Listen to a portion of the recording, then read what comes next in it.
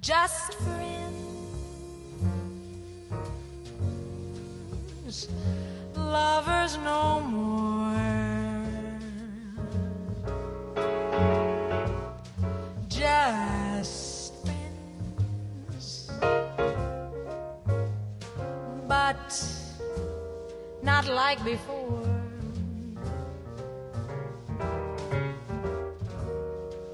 To think of what we've been and not to kiss again seems like pretending.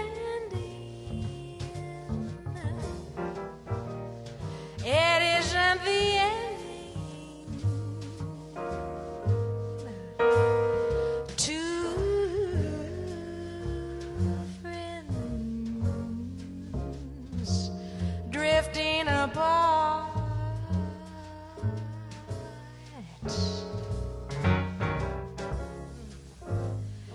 Two friends and one broken heart. We loved, we laughed, we cried, and suddenly love died. Story ends as we're just friends, just friends, lovers no more, just friends, but not like before. To think of what we've been and not to kiss again seems like pretending. It isn't the ending. Two friends drifting apart. Two friends, but only one broken heart. We loved, we laughed, we cried, and suddenly love died. The story ends as we are just friends.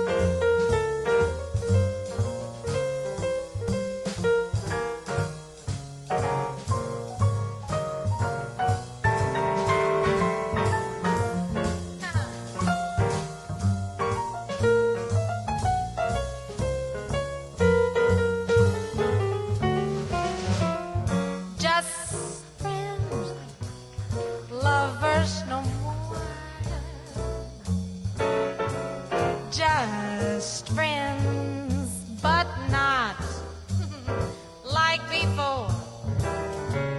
To think of what we've been, well, and not to kiss again seems like pretending. It isn't the ending. Two friends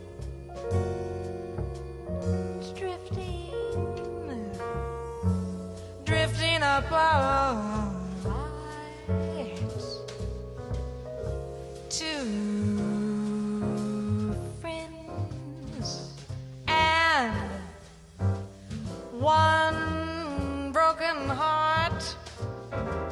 We loved, we laughed, we cried,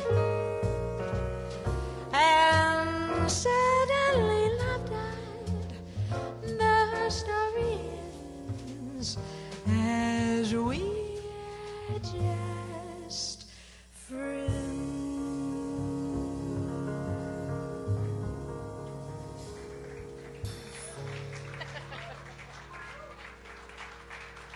Thank you very much.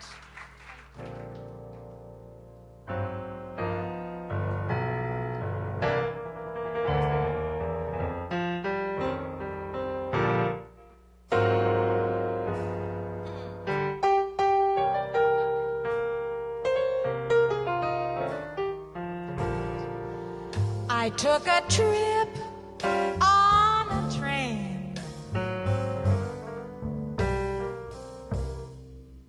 and I thought about you. I passed a shadowy lane, and I thought about you.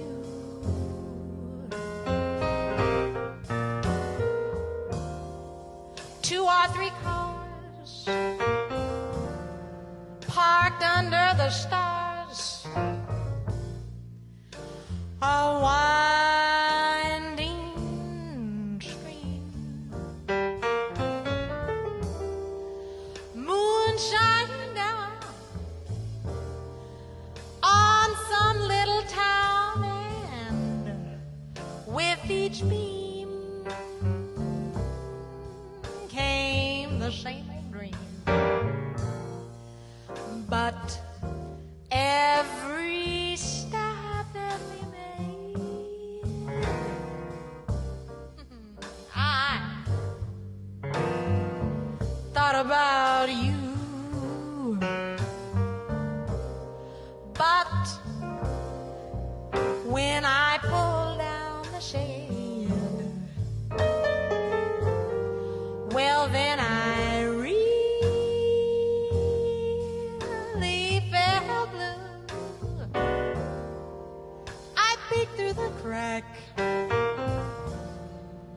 and looked down the track, the one going back to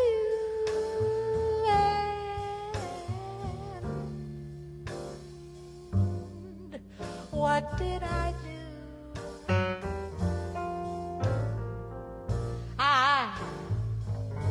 I thought about you.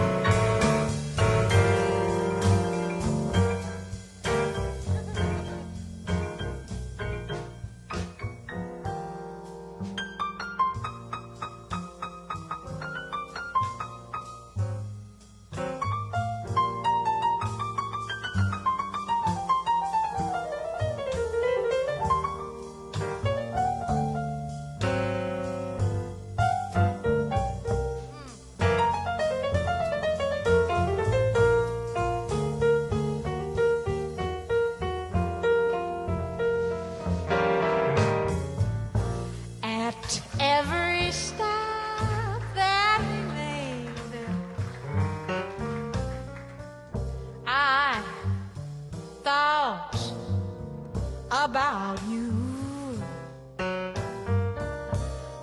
But when I pulled down that shade, well, yes, I really felt blue. I peeked through the crack and looked down the track, the one going back to you. And what did I do? And what did I do? What did I do? I thought about you.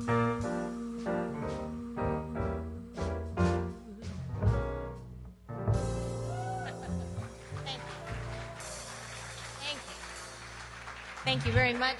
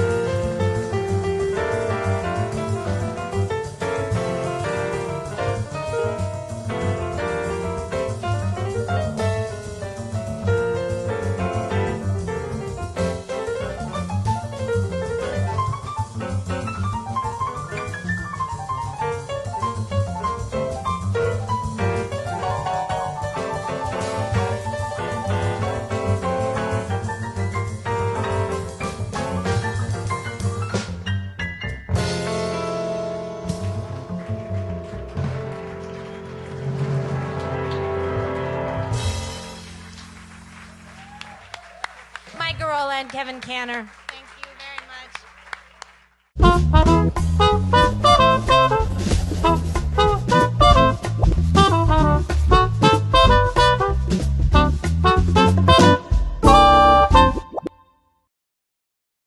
Hey, everybody. Welcome to week 32, I believe, of our little show. 33, week 33 of Steamer's Jazz at JAX. You may notice that I'm alone. As it turns out, Terence had a little non-COVID related ailment that is going to keep him off the show tonight. And frankly, I think it's just old age. But whatever it is, we certainly wish him well, and he'll be back with us next week. So I'm going to tackle this alone, which means I'm going to have to actually say something because, usually he doesn't give me a whole lot of room to talk.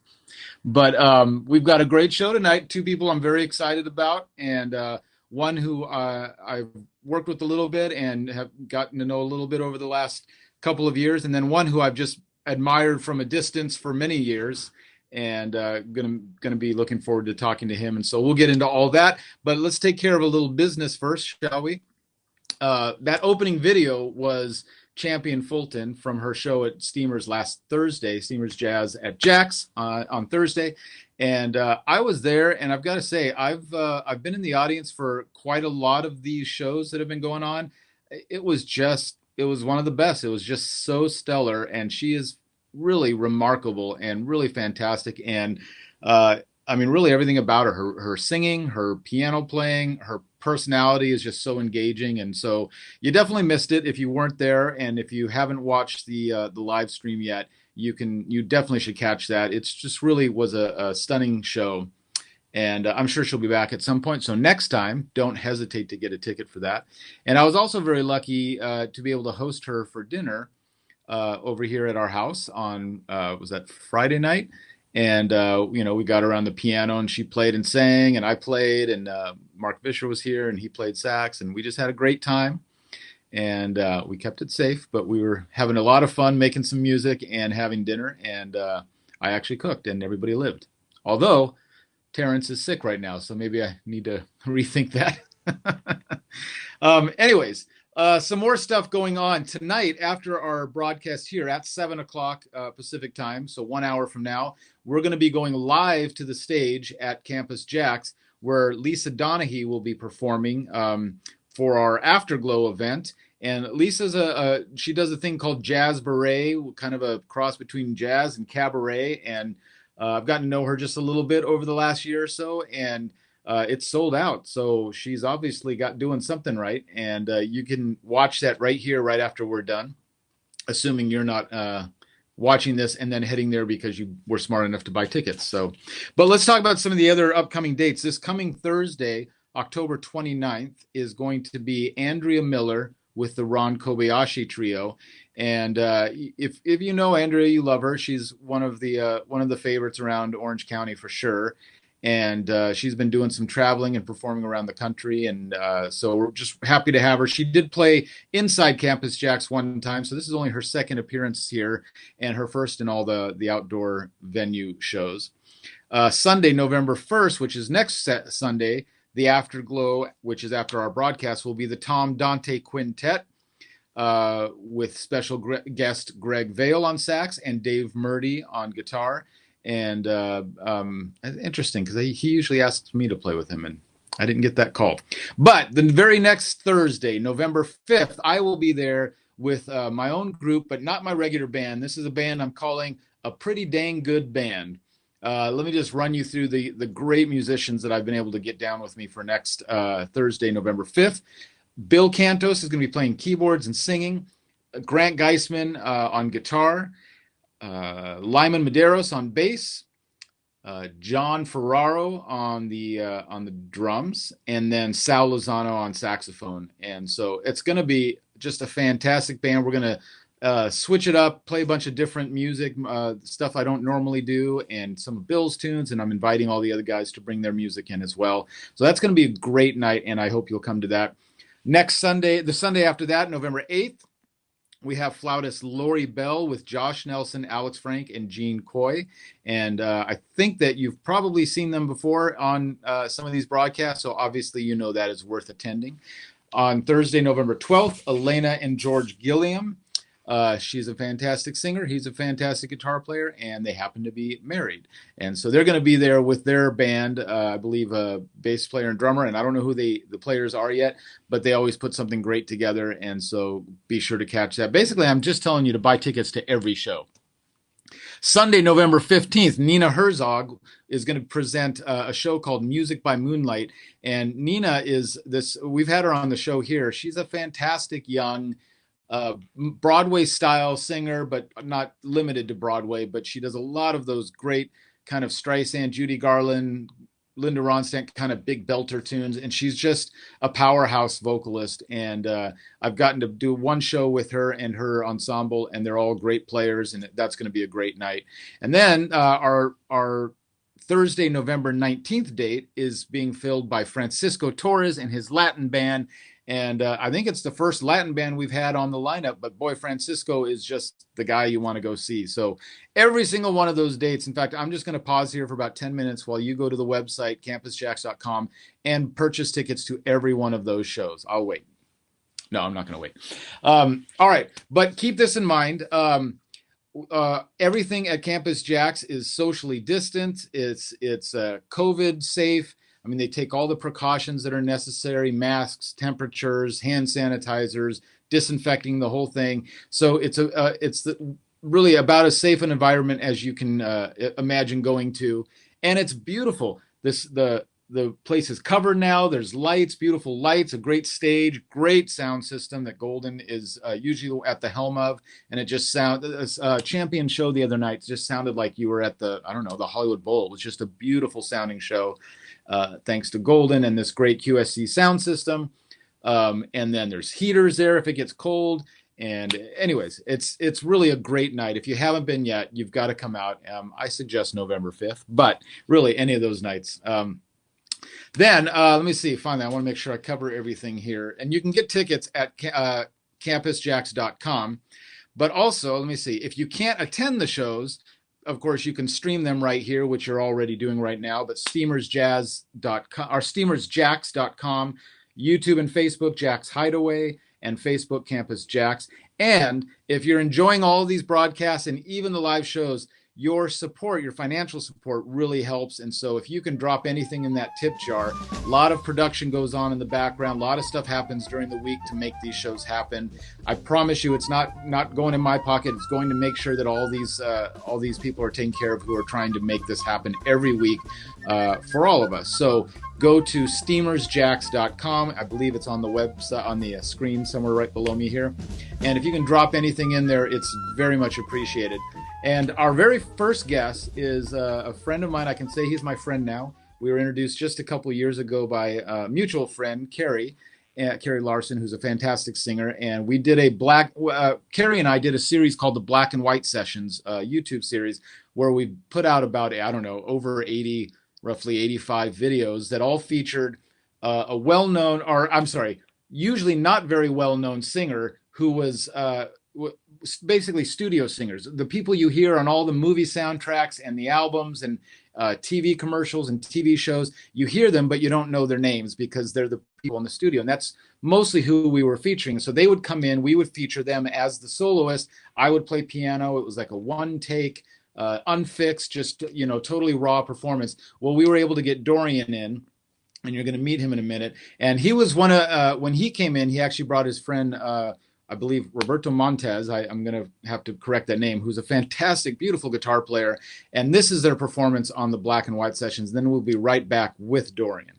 So thanks for tuning in.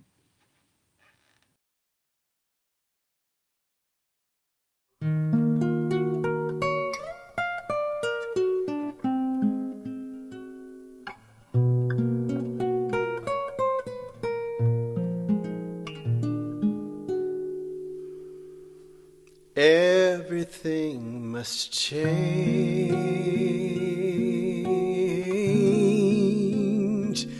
Nothing stays the same.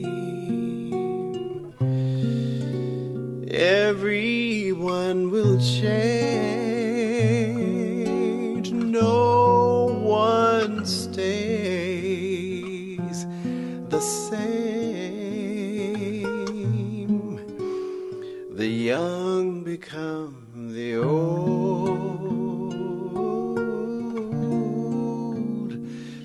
and mysteries do unfold.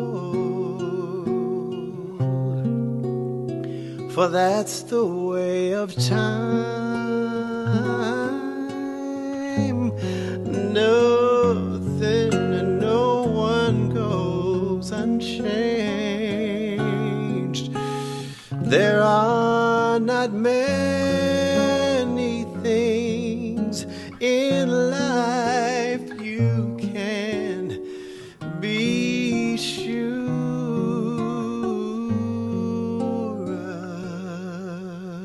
of, except rain comes from the clouds, the sun lights up the sky, and hummingbirds do fly.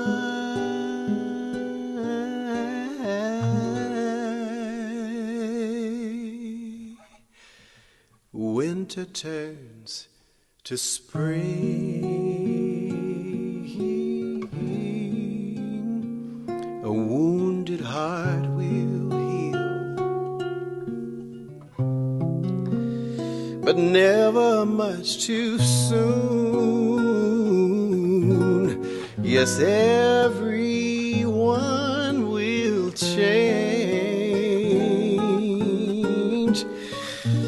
The young become the old,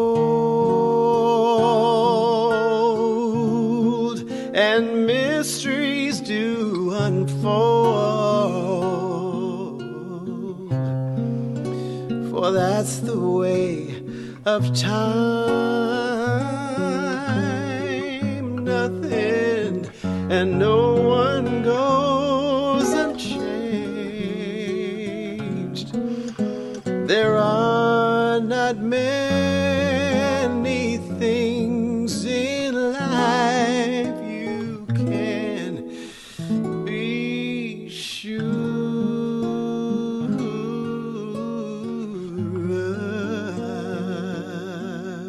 of, except rain comes from the clouds, the sun lights up the sky, and hummingbirds do fly.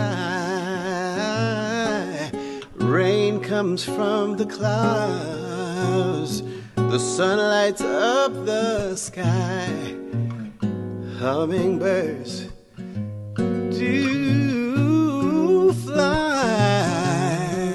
Rain comes from the clouds, sun lights up the sky, hummingbirds do fly. Rain,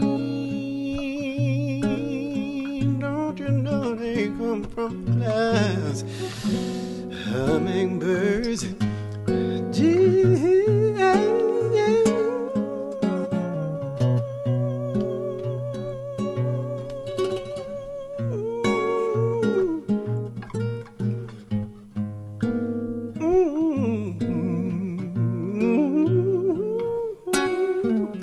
Rain comes from the clouds, sun lights up the sky, and music makes me cry.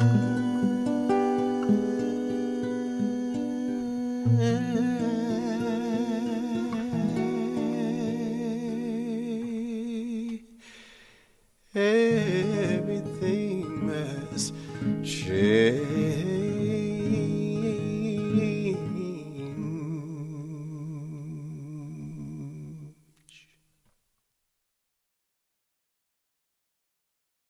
Everything must change. Dorian Hawley is one of LA's most in-demand vocalists. He's worked with artists like James Taylor and Rod Stewart, but is most noted for his long tenure as Michael Jackson's main backup vocalist and vocal director from 1987 until Jackson's untimely death in 2009. Dorian was the featured vocalist on Dancing with the Stars for 3 years and he was associate music director and vocal coach on American Idol. He later served as house vocalist for The Tonight Show with Jay Leno. Please welcome Dorian Hawley to Steamers Jazz at JAX.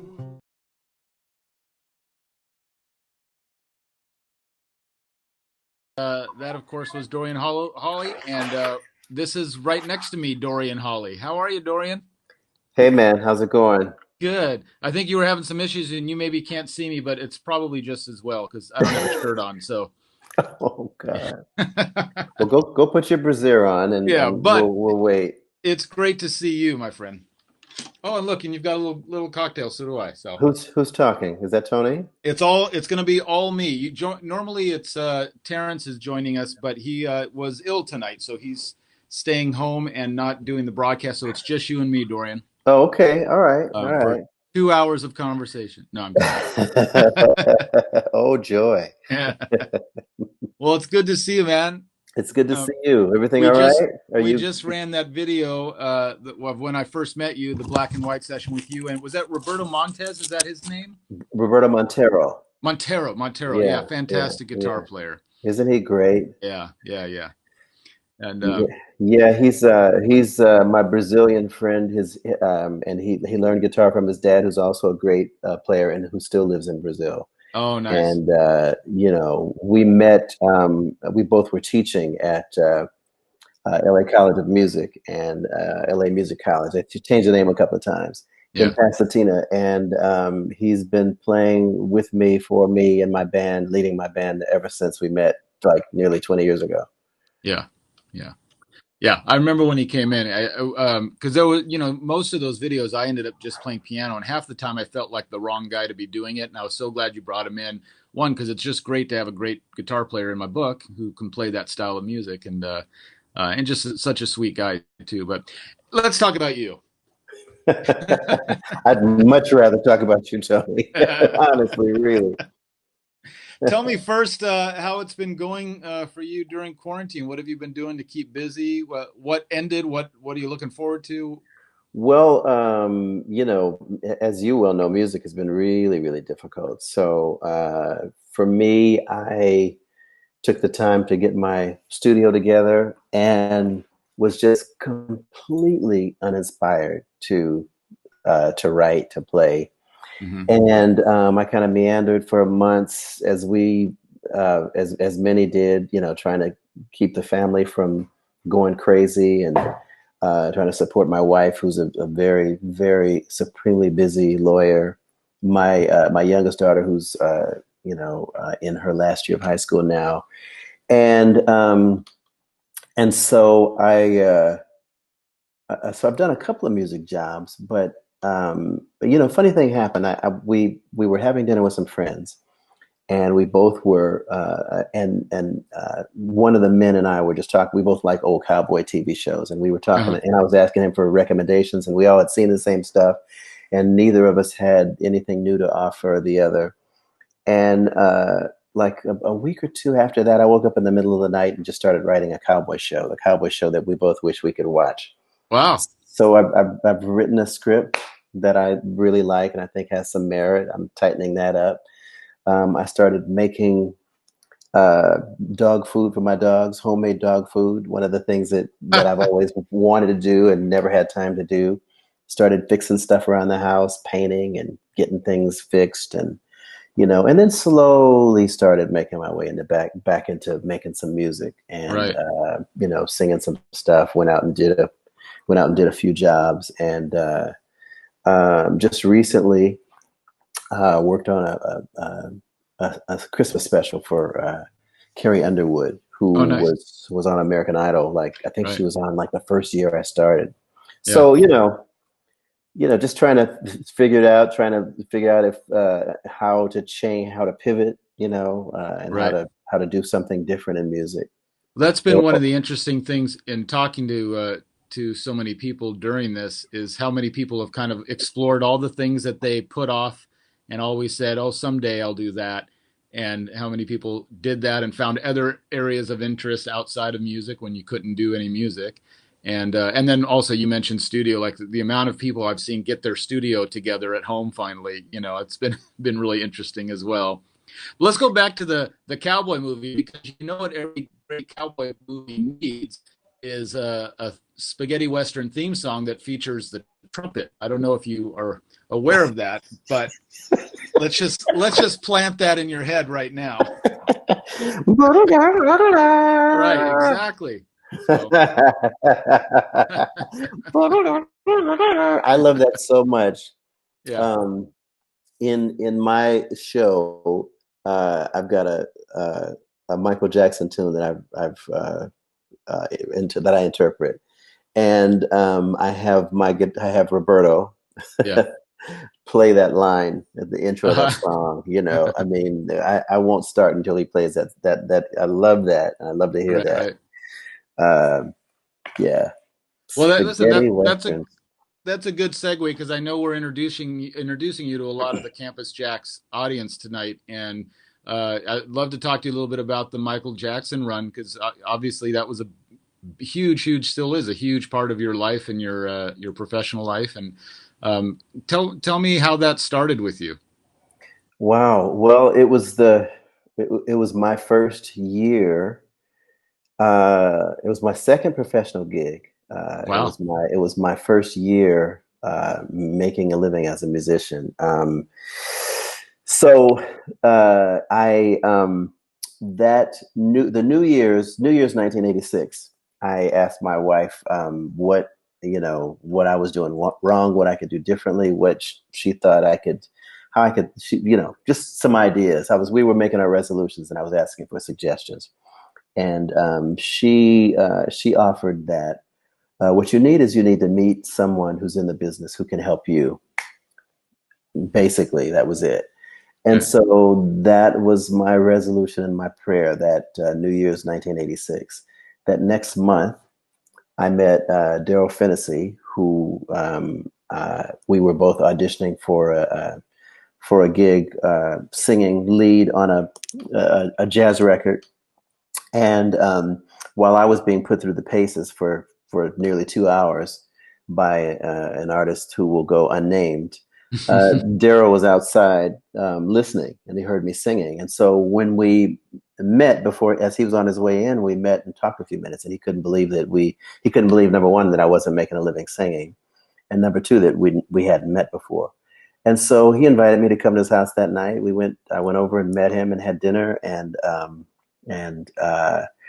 he started sending me demo work because he had gotten to the place in his career where he didn't need to do that so much anymore. Right. So he started sending me demo work, and he got Philip Ingram, James Ingram's brother, to send me his passed over demo work.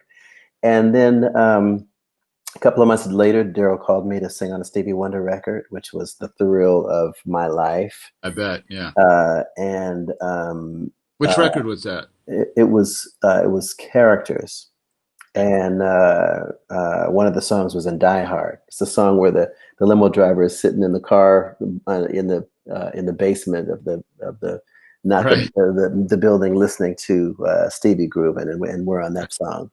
And then several months later, in July, Daryl called me one Sunday. I just read the Times that Michael Jackson was about to embark on a year-long tour, and he called and asked if I wanted to audition for that.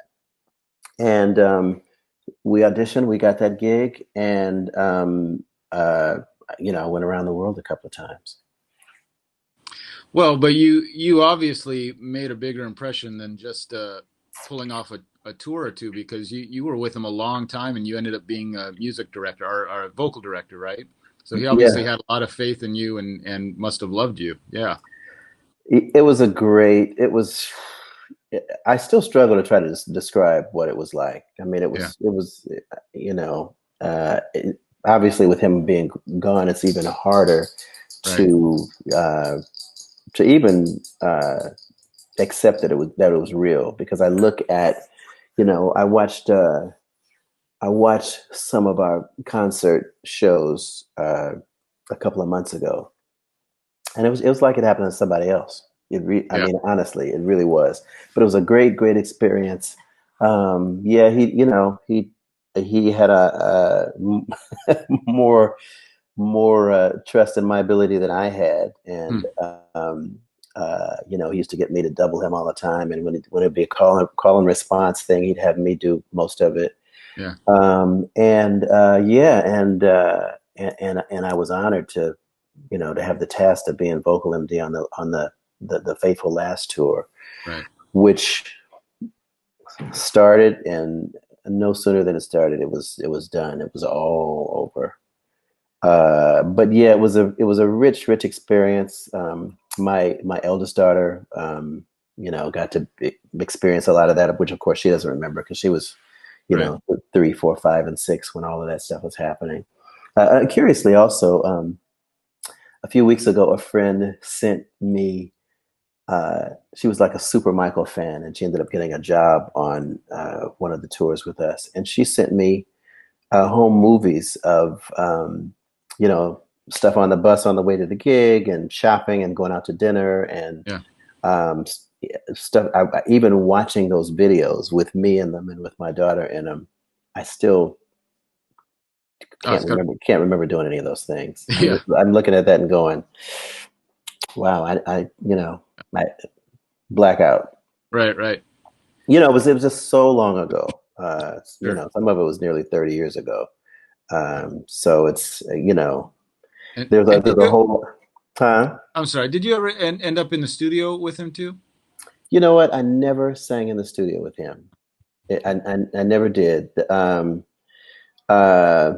You know, there was one thing that almost happened.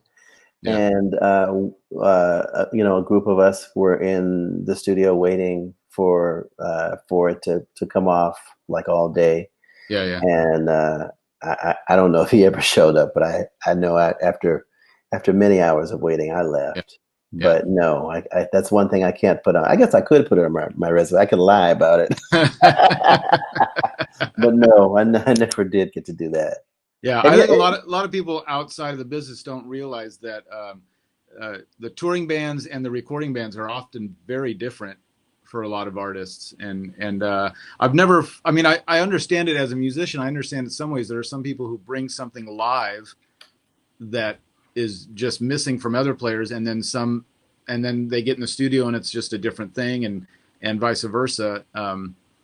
And so, yeah, I think a lot of people are often surprised that it's kind of it can be two different worlds. Yeah, it can. Obviously, you're a studio guy, but. And in Michael's case, for the studio stuff, he sang all of his own vocals on the records. And then when he'd call a choir, he would call Andre Crouch, and Andre would bring his choir and his people. Right.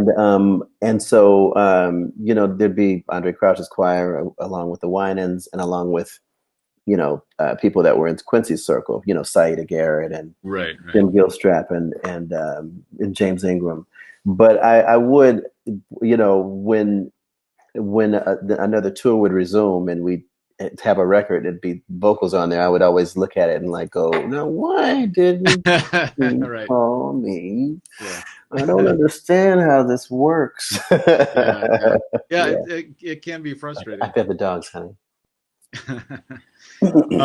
Let's switch gears a little bit and tell me a little bit about the whole American Idol experience, which is, I think, the first time I saw you and was aware of your face and name long before we met was seeing you on American Idol as one of the vocal coaches, not a contestant. Right. I had met Ricky Minor. He was touring with Whitney Houston, and I was touring with MJ. The first time we met, we happened to be in the same country together and bumped into each other a couple of times in the airport, or, you know, he came to one of our gigs in Germany, and I had found out about him and tried to get on his radar, as we do. And at some point he would, you know, Ricky would call you for a gig, and, you know, you see how that go, and time would pass, and then he might call you for another gig. So over the period of a couple of years, he called me for 3 or 4 gigs. And then the singer strike hit, which was a big strike. It was like I think it was a singer-actor or a singer-writer strike, which went on for about 2 years, almost 2 years.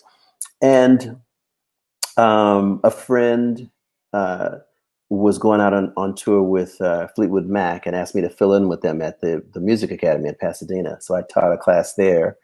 They liked me and they asked me to stay on. I ended up creating a couple of classes there, one of which was a vocal performance class, which is the thing that I know the most about.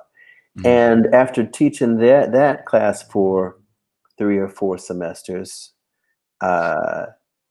Ricky called and he said, "Hey man, I'm starting on this new music show." And at the time I also was singing on Dancing with the Stars, which was lucky because they were in the same studio right next to each other. And he said, what I loved about what he said is this. He said, "I think you have the right disposition for this job," which meant a lot to me. So when American Idol started, they had one person in the music department. That became 2 people, and that went on for like 3 years. 2 people, a vocal coach and an accompanist, did all of the music for 40 people. That's coaching, recording, all of that. So anyway, they hired Ricky the 3rd year to create a music department, and I was a part of that department. So then we had 2 coaches, one for the girls, one for the boys. And so I went, and fortunately, as fate would have it, what I was teaching and what I learned in class at the college, it prepared me to do that gig. So I had, a feel for what to do. I didn't have to learn it all, right by the seat of my pants. And I had a vocabulary for it. And so, that happened as American Idol was exploding on the world. And I was fortunate to be there for 11 years. Yeah. Yeah, it was a lot of fun, a lot of pressure, tough gig. Great gig. Well, you gave me another nice segue because we only have a couple minutes left, but you mentioned vocal performance, and I just want to let you know that there's a beautiful COVID-safe stage at Campus JAX, and I kind of heard about that. It'd be great to get you out there one week to come out and do your thing. I know that when you have done the Festival of Arts, the audiences just love you and your band, and so it'd be great to get you down here as well during this. It's frankly, it's one of the few real performing venues going on right now. So I know, so I can consider this an invitation, then. Yeah, it's an invitation. Absolutely, I'm gonna take you up on it. Yeah. So wait, now hang on a second. Now I just found out today that your stereo, one stereo that I saw has turned into something ginormous. What are we talking about? What is this? Do we have to talk about this off camera, or? No. Well, I for those who don't know, I have a very beloved 1960 Grundig Majestic stereo console that Dorian covets, but I don't have another console. I do have. I did pick up a few other things. I have a 1921 Victrola. I have a 1919 radio, like a big. The radio I can't describe, but it's just this beautiful work of art. It's metal. It's not wood. It's just this gorgeous thing. Did you took a second mortgage out on the house? No. I just waste my money on things I don't need. But but then my wife and I also decided to do a little vintage shop that we do kind of for fun on the side, and I've ended up buying a few consoles and selling them and doing that kind of thing. So nice. Okay, it's a fun little thing, but you got to get your own. Or I'll just go, or I might be happy just coming over and seeing what you got. I got to see the good stuff. Fair enough. Dorian, thank you for joining us and for talking. And it was I'm sorry, what was that? I'm hearing something in my ear. Oh yeah. Tell us about your band. If we get you down to Campus JAX, who might we see with you? Well, it depends on what on the money. How. I was trying to find a way to. No, I mean it depends on what we can bring down. I mean, I have a 4-piece band, which I've had for which is amazing. Roberto Montero. Matt Rohde, who you may know, Tony. Oh yeah. Dion Causey on drums, and my bassist Philip Bino has moved to Arizona, but he comes back. He can come back. He'll swim back. Right. But also I have, as you know, the Marvin Gaye show that has Right. been huge for us, which is a huge band, strings, horns, singers, the Oh, whole wow. bit. And we got to do that last year down at the Yeah, Festival yeah. of the Arts. Well, that might have to wait till after COVID, just because the amount of people on stage. Yeah, But they probably that would wouldn't be want. a great Yeah, night for sure. But we'll yeah, have to get yeah. your the first version of that band down there, and Well, we we'll would be love to come. able. So we'll talk and figure it out, Tony. Yeah, right on. Okay. Great to see you and talk to you, Dorian. Thanks for having me. I appreciate it, and may God bless all the people that are watching. May everyone stay safe and sane. Yes, thank you, and we'll talk to you soon. Okay, God bless. Bye All bye. right, take care.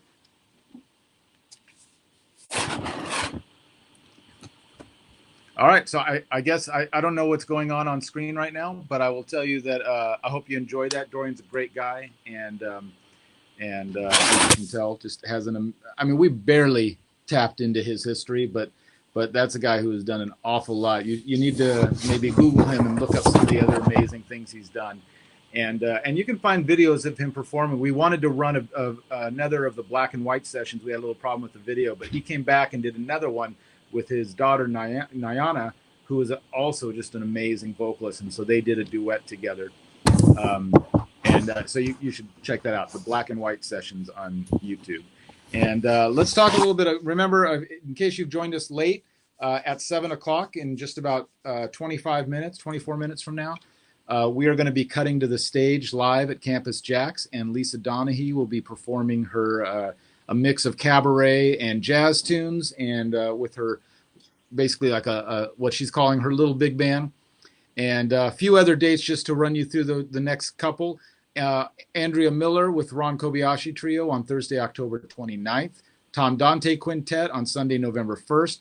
My group on the 5th, which is again, I'm going to run through the players. I'm calling it the Pretty Dang Good Band, but it's Bill Cantos on piano and vocal, Grant Geisman on guitar, Lyman Medeiros on bass, John Ferraro on drums, and Sal Lozano on saxophone. And that's going to be on Thursday, November 5th. So we hope you'll join us there. And you can also check campusjax.com for the full lineup of all the shows. There are some shows going on that are not part of the jazz series, but some other bands that play on different nights. I believe it's 4 nights a week at Campus JAX right now, which, if you're paying attention, there's not a lot of venues around town that are able to do live music, and Campus JAX has been doing it right since the beginning. So they've been set up, and it's one of the only games in town, and I would venture to say definitely the best game in town for live music these days. So let me see where we're going now. Finally, if you want to help out again to keep these shows being broadcast, throw a little something in the tip jar if you can at steamersjax.com. And we're about to introduce you to a guy who I've known about for many years and been an admirer from a distance. And tonight's the first night I'll get a chance to actually talk to him outside of the occasional Facebook hello that we've had over the last couple of years. But let's just, we're going to cut to a little intro video, and then we'll be right back with our friend Jason Miles.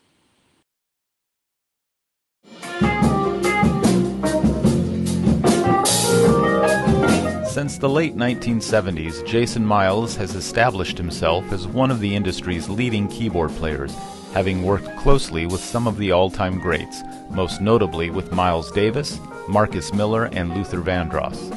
His own solo career has spanned several decades, and his session work includes landmark recordings by Aretha Franklin, Diana Ross, Whitney Houston, Michael Jackson, and many, many more.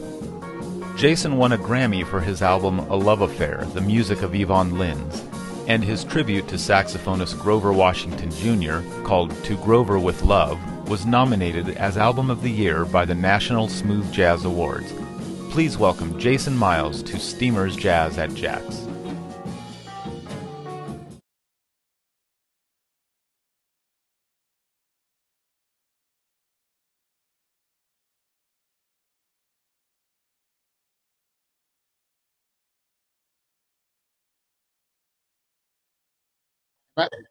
I'm live. Oh, look at that. Live TV, everybody. So Jason is with us, but he's having a little technical difficulty, so he's stepping out and coming back in, and hopefully we'll have a better connection, because I promise you I cannot talk for this long without somebody to talk to, nor do you want to listen to me try to do that. So hopefully Jason will be right back with us. Jason, I'm not. All I can tell you about Jason, because we've never met face to face, is that I've known of his work for many years, primarily because of his work with Miles Davis. But you know, as a trumpet player, Miles Davis is sort of um, it's like 101. Like you have to know Miles Davis music, and Jason did a lot of work with him, but also with a lot of others, Marcus Miller, and I mean, he's really kind of worked with everybody, and he's based on the East Coast. So that's like a whole different network, and he's come back. Oh, is he back in? Jason, how are you? Yeah. Oh, I think that's a lot better. Yeah, welcome. Thank you for joining us tonight. Yeah. So we're live right now, and I've been awkwardly stalling for a second, but looks like we've got you good. So hey, it's really nice to meet you face to face, and like I said earlier, I'm a longtime admirer of your work, and have known your name for many years, and you know, it just I appreciate you joining us tonight. Totally fine. With not much going on. I mean, there's always stuff going on, but I mean, it's not like, you know, it's pressing for time or I'm going somewhere or whatever. I mean, here we Sure. are. You know, we've been at this place for 8 months now. You know. Yeah, yeah. Well, And I would say watching you on just following you on Facebook, you've seemed to keep a lot of creative things going, which is great. A lot of people are just kind of floundering, and it seems like you've got stuff going No, on. that's not me. You know, I've hung around with too many creative people in my whole life. You know what I mean? And like, you know, no matter where it goes to or whatever, you know, if I feel the music, you know, I have to get it out, you know, and have to play and practice. You know, I mean, you know, no matter what the story is, I mean, to be able to sit down while there are people out there, man, who just are like, you know, drinking at 10 a.m. in the morning, and you know, this is the day, watch TV, watch this. There's nothing new. You know, me, you know, I can go and play the piano, you know, and we work in my studio. You know, I'm setting up a whole new Pro Tools system next week. You know, How are you? yeah. So you know, because it's time. You know, time to upgrade. Need a faster computer. You know, but although who knows what the future is? You know, I'm going this on like, you know, just because it's time to upgrade, not because there's 5 million things going on and everything. I'm producing a couple of really good people right now that I Yeah. have great hope for. Although, you know, hope lies with a lot of luck in this business these days about how you can get to that place. You know, I Right, mean, right. I was watching a show tonight on Showtime, a series about the Comedy Store in L.A. You know, Yeah. and you know, there were just like, you know, tons and tons and tons of comics. You know, how do you get out there? How do you break through? Well, you know, right now we have tons and tons and tons of artists out there, because, you know, when I look back years and I see, like, you know, if there was an Apple playlist years ago, I probably would have known all the artists that were there, because they were such great and iconic artists, and even the ones that you didn't know, you know, they had a little something happening. Now I look at these names and I have no idea who 90% of the people are out there, you know. Right. And I'm trying, you know, but then when I go and actually when I listen to some of the music, I go, well, now I know why I don't know who they are, you know, because you know, it's not that difficult to, you know, go and put your stuff out there. I mean, you know, I get opened up one night to me when I was I went to go see a friend play, and somebody came up to me, oh, hey, Jason Miles. I'm going, you know, how you doing? Always, you know, be nice to people and everything. You know, how you doing? You know, yeah, you know, what do you do? And I was like, well, I just, but I'm really a keyboard player though, but I'm doing this, you know, which, Right. you know, okay, well, that's great. You know, well, the way that I see it is that, you know, you and I, we do the same thing. I mean, my music's on Apple iTunes and everything, you know what I mean? And I just said to myself, do I be cool, or do I just say something to this guy like, well, have you seen how many streams you got, or have you seen how many people bought your stuff or anything like that, you know? And Right. I just, most of the time, I hold my tongue, unless maybe like somebody like a Larry David wouldn't, or something like that, you know. But you know, I realize, you know, that like this, but at the same point, it's distressing to me a lot of times, because, you know, it's like I hear these piano players now, you know, oh my God, some of these guys got chops like you can't freaking believe, insane. And then Right. I look, I'm saying to myself, you know, what are they doing, man? They're playing like Nicholas Slaminski Thesaurus of Scales, you know what I mean? All the Right. way through, you know, because like, you know, obviously I'm really, you know, myself, just because of the history that goes back and everything like that, I'm really torn up about Keith Jarrett, you know. Right. And Yeah. And just to let people know, Keith Jarrett, one of the all-time great piano players, had a stroke a couple years ago, and it looks like he won't be able to return to playing piano, and that's kind of hit the community. I think he's beyond. I mean, in a lot of ways, he's really beyond. Just like, you know, even one of the all-time great piano players. I mean, he's a force. He's a force that created, you know, different things. I mean, you know, when you hear him in the trio and everything, you know, I mean, the expression and the interplay that those guys have. The only time I ever really heard that was with like Bill Evans and his really great trios, you know, and maybe Chick Corea some and everything. But even Keith and Jack DeJohnette and Gary Peacock, they were able to go and explore beautiful things together. So anyway, I heard the song. You know, I was listening to an Apple playlist because I played Keith all day in the house, and it's like, you know, I heard Point Siana, you know, that song, you know, you know, it's such a basic song, but oh my God, what you can do with those notes is something else. And I would rather have those notes than sit down and have a whole bunch of shit going by people that they're never going to remember. Right. After you leave. And that was the most important thing to me. Because, you know, Miles Davis always taught me, you know, like about Bitches Brew, because I was fascinated with Bitches Brew. Right. And you know, and what the story is that, you know, well, how does it become a song when you really don't know if there's a song there, you know? And yet you listen and you go, I get it, you know, anybody? And it's like, you know, set the tone, make a melody, make a simple melody, and then let the guys create in front of the audience. Right. And that's been like my formula with my kind of new project, you know. I have these, I have really cool like motifs and lines and everything that the audience can really hang on to. But then we go and we start to, you know, explore each other with it and everything, staying within the groove. Right. And, you know, and in Europe, it works incredible. Yeah. You know. But what about in New York? You finding an audience for it in New York? Well, I don't know, because the new album came out March 10th. Oh, got it. But I played the Blue Note before with this project, and we sold out twice at the Blue Note, so that was really good. And I played at some other places and everything with it. And then I go to Europe, and I toured with that over there. And, you know, the audiences in Europe, man, are just like they're in another place. You know what I mean? And especially when you have some kind of legacy or something. You know what I mean? All people got to know, oh, you did Tutu, and you did Luther, and you know, and then I have your record Miles to Miles, and you know what I mean. You know, you try to keep things moving with them so they realize, you know, they'll like what you're giving them is something that's you and real. You know, over here, I don't know over here what we're looking for. You know what I mean? Right. You know, because it just seems that there's people that like dictate what the scene should be. Yeah. You know what I mean? Rather than like, you know, well, you know, like back in the 70s and 80s, well, the scene is what the musicians make it. You know? Right. No, the scene. Go ahead. Oh, I was going to say, I felt that happening. You know, I didn't really get started until the very late 80s. And within about 4 years or so, I remember that a lot of the radio stations seemed to be getting bought up by, I think, a company called Broadcast Architecture at the time. Well, Broadcast Architecture was a consulting company. Oh, okay.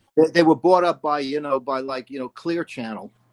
Right. I just remember it became very business and all of a sudden we were being told what you had to record, what instrument. Oh yeah.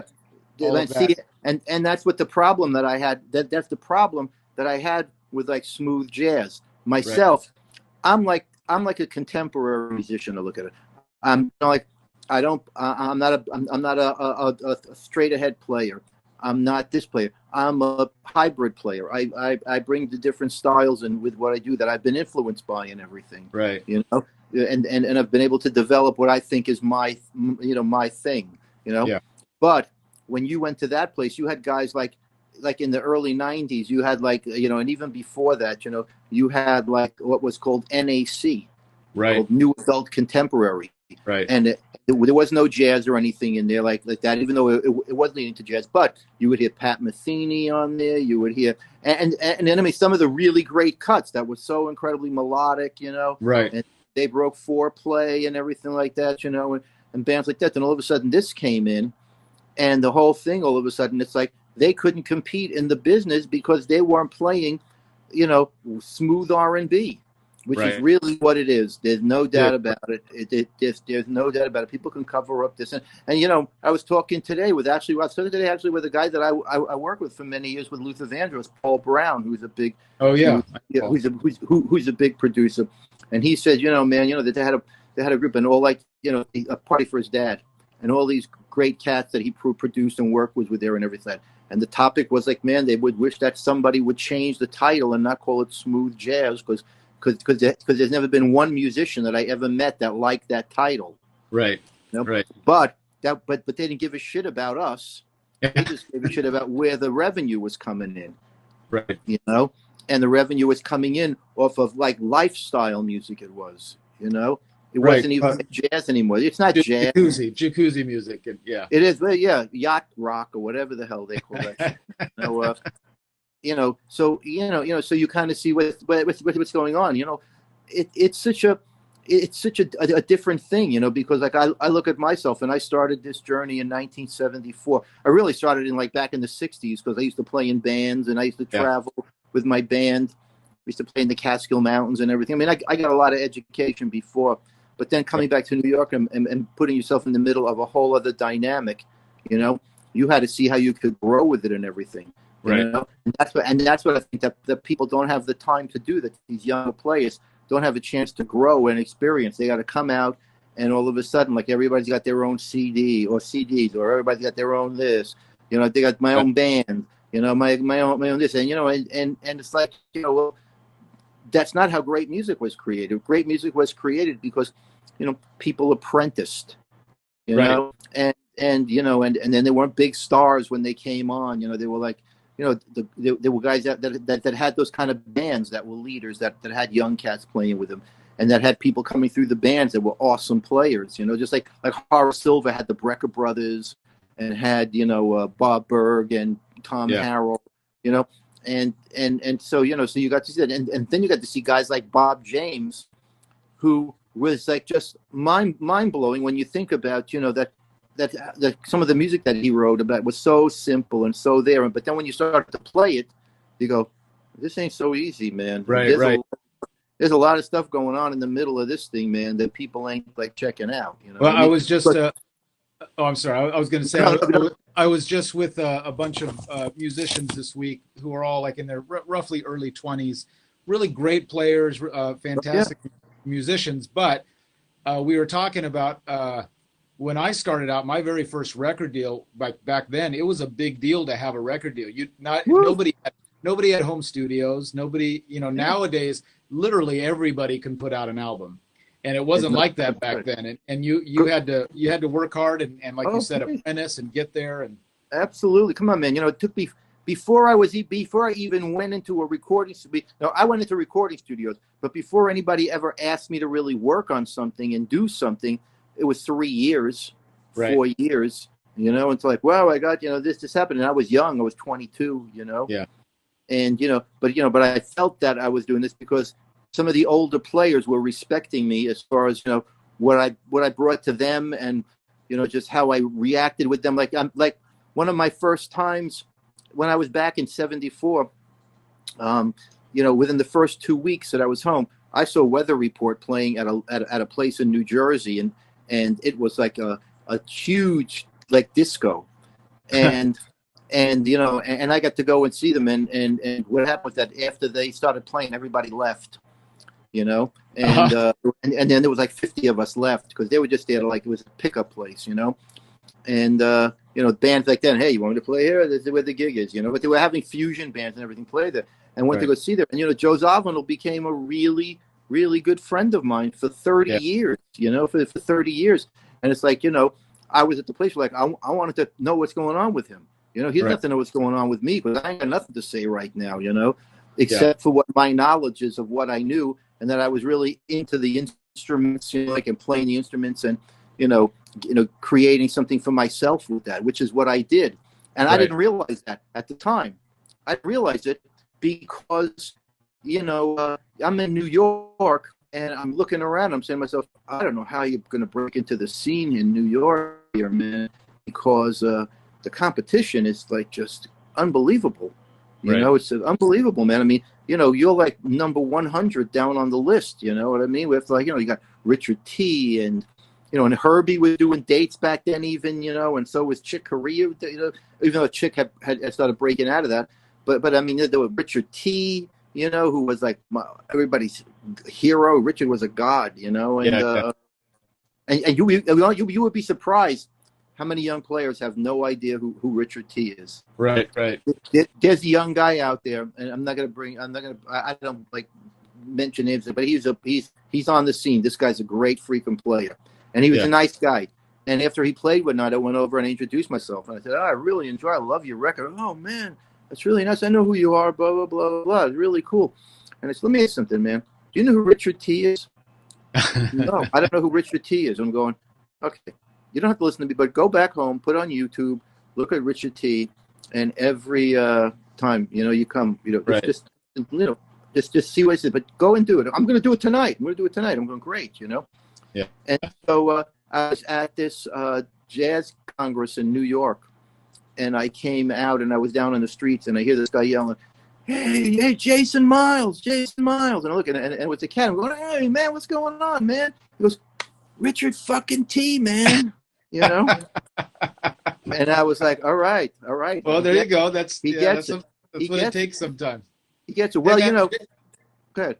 Oh, I was going to say, like, we're cutting to a live show at 7:00, which means I could talk to you for like another 2 hours because I know you've got so much history. But I'm going to ask one thing, if you don't mind, because as a trumpet player, I have to ask. Can you tell me a little bit about how you started with Miles? And yeah, well, I had been working through, the story how I got there is long, but like basically Michael Brecker started telling a lot of people about what I was doing with synthesizers, and he was telling different producers, and so I was getting gigs, but all of a sudden I started getting like the bump up gigs where like other people would get them, and I would always say, man, I could do that gig, I could do that, but they were more maybe on the scene, a couple of guys that were there, but Michael started telling people, and the next thing I started working with Lenny White because Michael introduced us, and through Lenny, who I knew Marcus Miller because Marcus had played on my first album, and so I knew Marcus, and he was like 19, 20, and so Lenny called me up and told me that they were going to be working on a new album, and that they wanted me to come in the studio and bring my keyboards and synths and everything. So I went and I brought my synths, and after the first day, the stuff was sounding amazing, it sounded fantastic, because back then the producers, starting in the mid '80s, they needed a synth guy. Right. You needed like a great synth guy with you if you were going to go anywhere. It's the truth, because it was taking over. It was taking over the, everything, And so what happened was that Marcus and I started working together. We were working. We did David Sanborn, Straight to the Heart, and we did a few great album. Other things. We did a few other things. A Chicago song. He wrote the freaking song in my freaking bedroom. He was working. Really, Chicago song? Yeah, Chicago song. Yeah. Yeah, it was that was fun. And so, so one day he just, calls me up after we'd done a bunch of stuff, and he called me up and he goes, Miles Davis, man, is on Warner Brothers now. Going, what? It's crazy. And he goes, yeah, Tommy LaPuma signed him, man. And they want me to write some stuff. And I, man, I want to do some demos, man, but I want to make these killer, man. You want to bring some keyboards over tomorrow and we'll lay down some tracks and everything like that. And I said, yeah, that's great. So I heard Tutu for like the first time we put together that demo, and I'm going, I don't see how he doesn't go for this stuff, man. He goes, well, you never know, man. I don't see anything, but came back, and 2 days later, sending the FedEx out to LA and everything, come back, he got the gig. And then the next thing, I'm in the studio with them, and, I meet Miles, it was a deep moment for sure, scared the shit out of me. Not that anything happened, but it was just like, here I am, worked my whole life to get to this place. And, where do you go from here if it fails, Right. and everything like that, but I was never in the thing of failure because I always thought that I knew what was happening. At that point, I was totally prepared to go and do whatever they wanted me to do. And I met Miles, and Miles was amazing to me, man. He was a hero, man. He was a great friend to me. I learned so much from him, man. We used to hang out all the time. He loved my wife. We flew over to his house and chill and watch the fights with him and make popcorn. We would put down tracks on his 4-track and play and talk about music and everything. This went on for 5 years. You know what I mean? Jason, I've got like 1,000 more questions I want to ask you, so we're gonna have you back another time. Not a problem, man. I'm happy to spend a few minutes out with my West Coast peeps. I'm trying to come out here because because I've got this one-man show. Oh, right. And I want to go and do them out in California and go up the coast. All when right. the whole thing clears, I'm going to have my agent book some stuff. It's called The Extraordinary Journey of Jason Miles, musical Beautiful. biography. And there'll be a book and a solo piano album with it and everything. Let us So know. there Man. you go, man. We'd love to get you out here. So let us Yeah, know. we'll see what happens. All I'll right. be in. I keep it long, but thanks for having me, guys, man. Thank you, Jason. I appreciate it. Have a great night, and we'll see you down the road, man. Stay safe. Peace. Thanks. Bye. Sure. All right, folks. So that's going to wrap it up for us. We're cutting now live to the stage at Campus JAX, and we're going to be visited by Lisa Dunhee and her band, and you're going to enjoy this. So stick around for that. Thank you for watching. Terence, get well. Glad it's not COVID, but get well. See you here next week, and thank you, everybody. We'll talk to you. All right, we got 1 minute. I hear. Am I stalling for a minute? All right, well, I got 1 minute to tell you that November 5th, you should be attending my show with the Pretty Dang Good Band with Phil Cantos and Grant Geisman and Sal Lozano and Lima Medeiros and John Ferraro. That's going to be great, but there's also plenty of other shows you should be coming. So go to campusjax.com. If you have a second to go to steamersjax.com and throw a little something in the tip jar to help keep these shows going, then please do that. We were, we ran out of time. We were going to show video of Jason playing. We want to show you that soon. So maybe next week we'll even run the Jason Miles video so you can catch him playing. But check him out now on YouTube anyway. But we're cutting to Lisa Dunhee right now. 5, 4, 3, 2, 1. Live.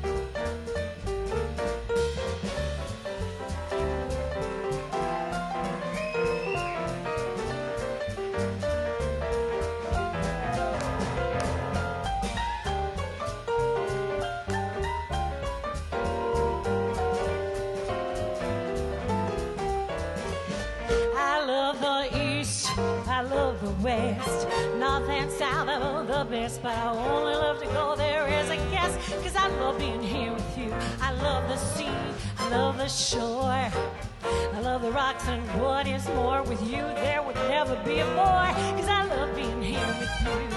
Oh, singing in the shower, laughing by the hour, love is such a crazy game, all the kinds of weather as long as we're together. I love to hear you say my name, I love good wine, fine cuisine. Campus JAX, I love the scene, but baby, if you know just what I mean, I love being here with you. Hey!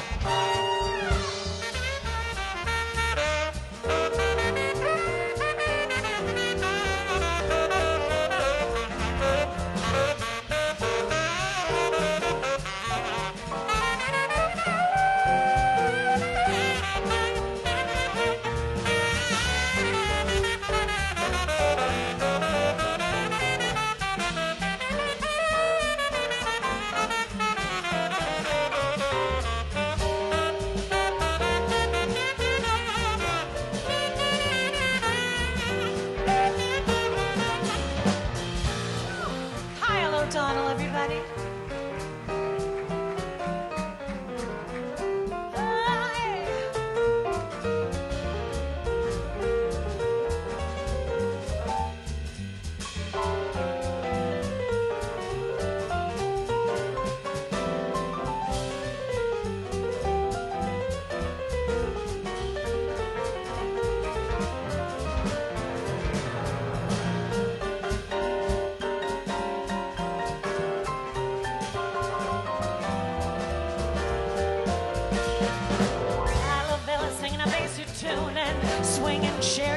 You know, David Arana, they know how to play it, they know how to play it. They wind up and let it go. I love the thrill of a New York show. I love to kiss you on your nose. Just let me say before I close, I love being here with you. Just baby, you, yeah. Just bobby, you, yeah. So do what I mean, yeah.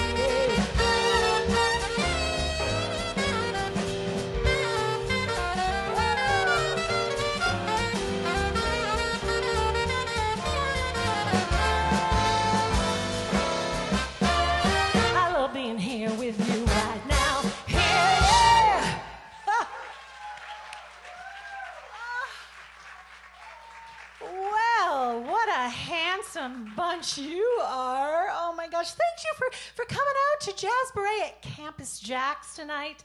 If you didn't know what Jazz Beret is, it's cabaret and jazz tunes in a jazzy sort of way. Yeah, because I'm smart like that. I figured that out. Anyway, but I'm so glad you're here. I am ready. I have showered. Just for you. I didn't shave my legs, though, because winter's coming. So I got all dolled up, yep. And not just from the waist up. Those Zoom calls, yeah. No, all together. I'm wearing my Spanx tucked in, covering the COVID-10. Okay, 15. Okay, 25. Okay. Anyway, well, just for you, it was time to be together, right? And look at Campus JAX did it. They did it. Give them a round of applause. They figured it out. Oh, did you like my crazy masks that I had? Yeah, I'm going to be modeling them all night because we're going to be wearing them for a while. And they're a fashion accessory anyway, too. So I was just thinking the last gig that most of us did up in here was in March in LA, a version of the show. And flash forward 8 months later, here we are again. So that was opening night, and I guess this is closing night. So you're welcome, everyone. You're here for that. Well, we're just glad you're here. You're in for a fun show tonight because it is going to be hot. 1, 2, 1, 2, 3.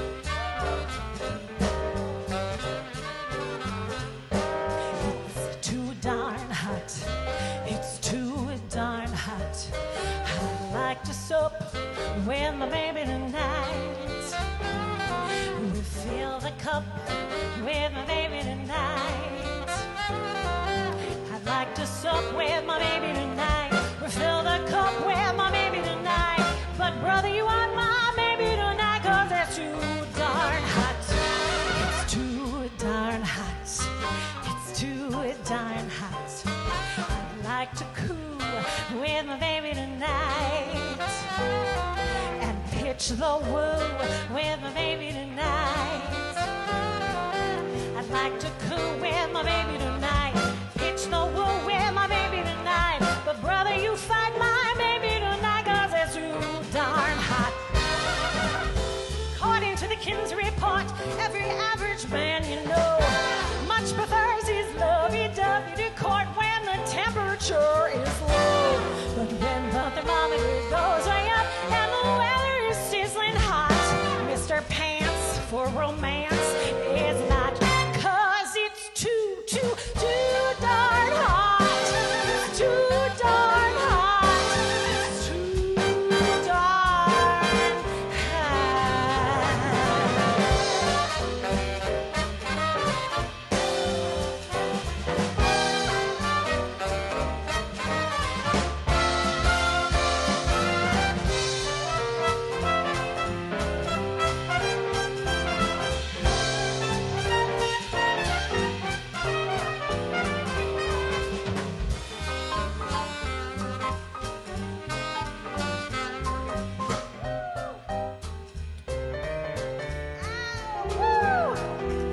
pitch the woo with my baby tonight.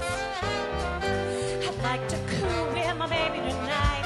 Pitch the woo with my baby tonight. But brother, you find my baby tonight, 'cause it's too darn hot. According to the Kinsey report, every average man you know much prefers his lovey-dovey to court when that temperature is low.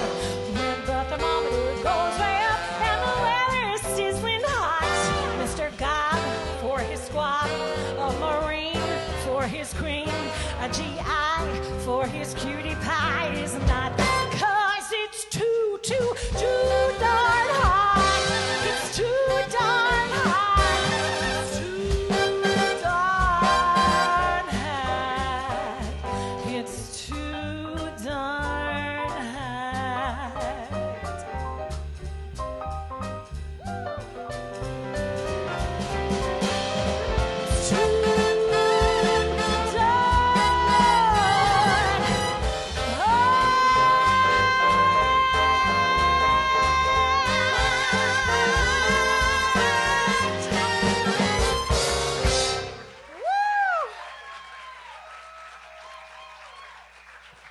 Thank you. Well, that was also the anthem theme song for menopausal women everywhere. Yeah, yes, thank you, David, for that. Well, mixing up a bit too. We've got a little Broadway with a little jazz. You'll laugh, you'll cry. It'll be better than Cats. Poor Cats. Not a high bar, I realize, but nonetheless a bar. No, I have to tell you though, I have learned not to judge cat people because I have turned into a cat person. Yes, we have stray cats we've been fostering, and we're crazy for them. We're just crazy. We're crazy for a lot of things, actually.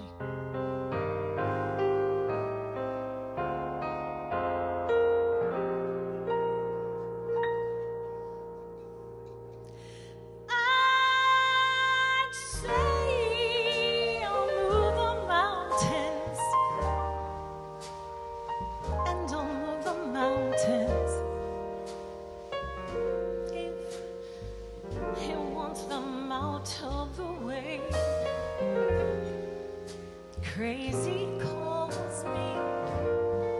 Sure, I'm crazy. Crazy in love, I'd say.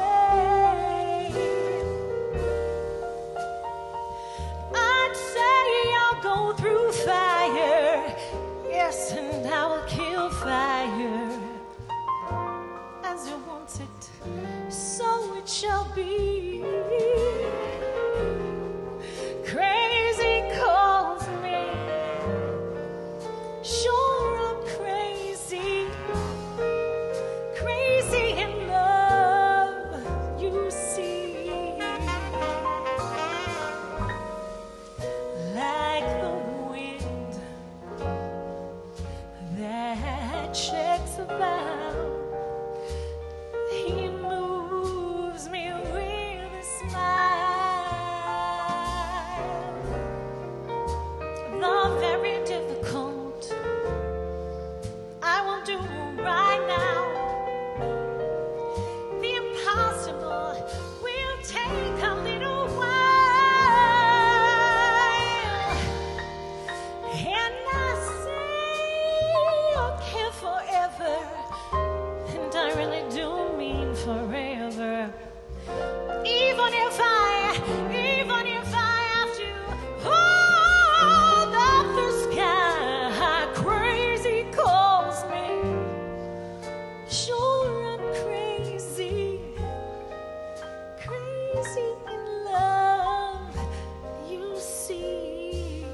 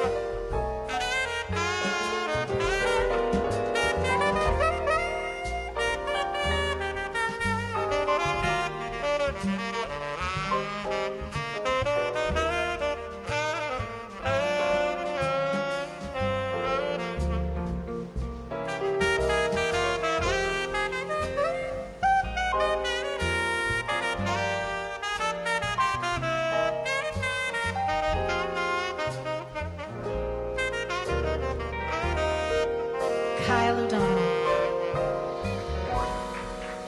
Like the wind that shakes about, he moves me with a smile.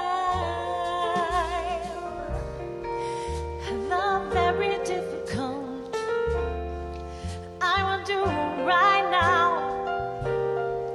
The impossible will take a little while. And I say I'll care forever. And I really do mean forever.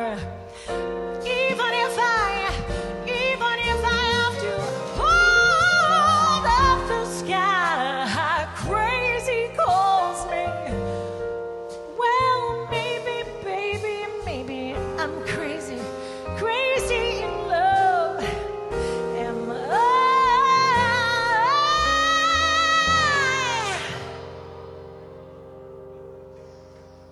Crazy in love.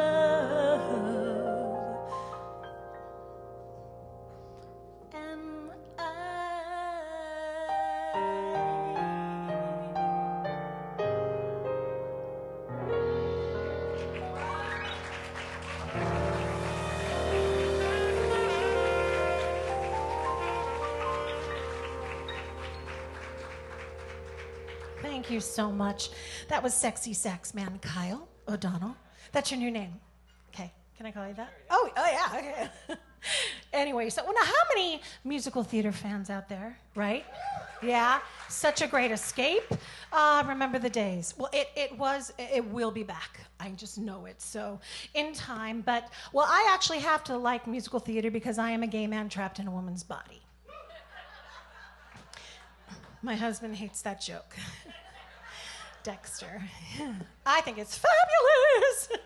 Anyway, well, one of my favorite Broadway musicals is one called How to Succeed in Business Without Really Trying. Do you remember that one? Right? 1967, the film, of course, which I loved. Mary Blair did the set designs, Bob Fosse choreographed, and of course, the amazing Robert Morse played Finch. So talented he is. He sings this confident song in this number, I Believe in You.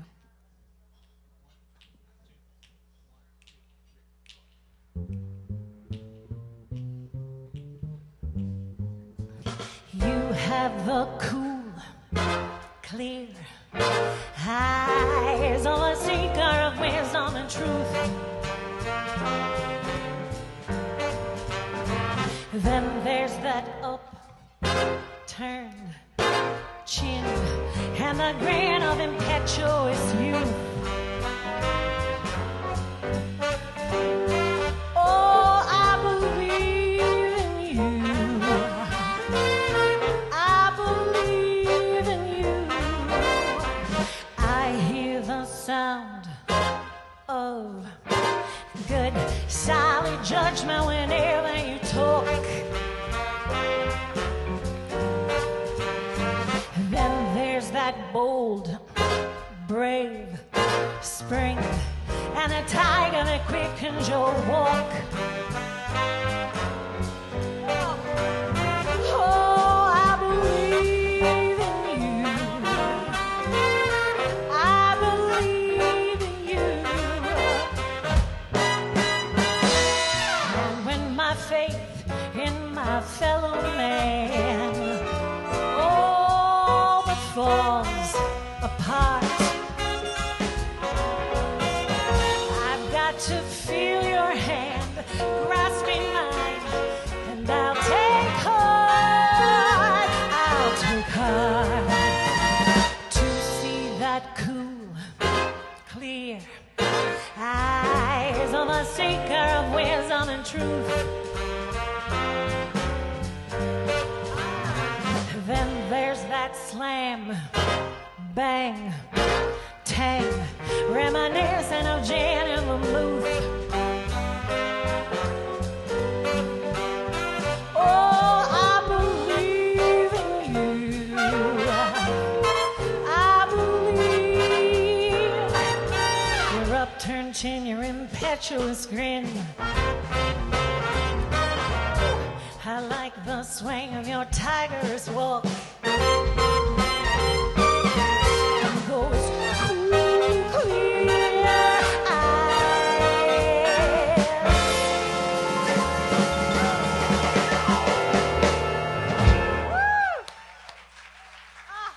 I love that song swung.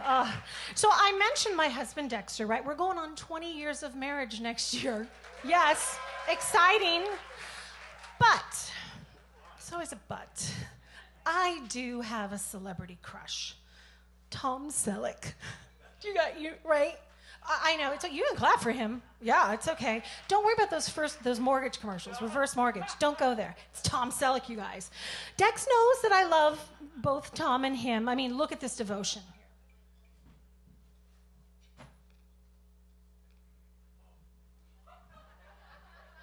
Yes, it's my Tom Selleck mask. And my Tom Selleck hoodie, you guys. Look, come on, look at this. Woo! I'd wear a Dexter mask and hoodie, but they don't make them. So, someone should get on that. No, seriously though. I am married to the most tolerant, patient man there is. He puts up with my shenanigans and my jackassery. I'm really good at that, actually. And being the intuitive, smart woman, you know, that he married, of course, he knows that I'm always right. Always. Right, Dexter? Anyway, mostly because I know exactly what's going on and what the problem is. I'm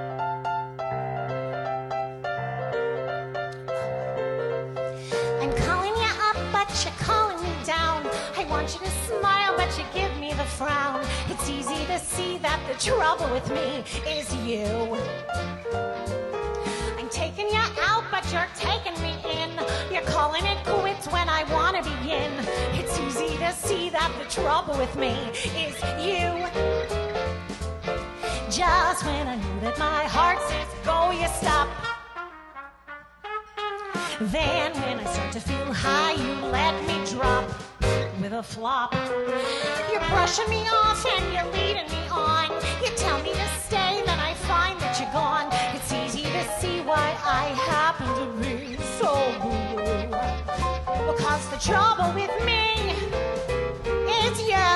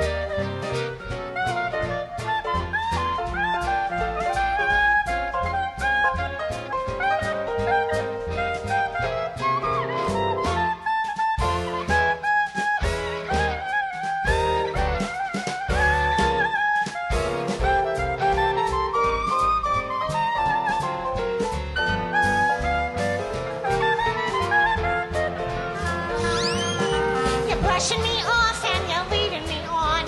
You tell me to stay, then I find that you're gone. It's easy to see why I happen to be so blue. Because the trouble with me is so easy to see. Yeah, the trouble with me is you. It's you.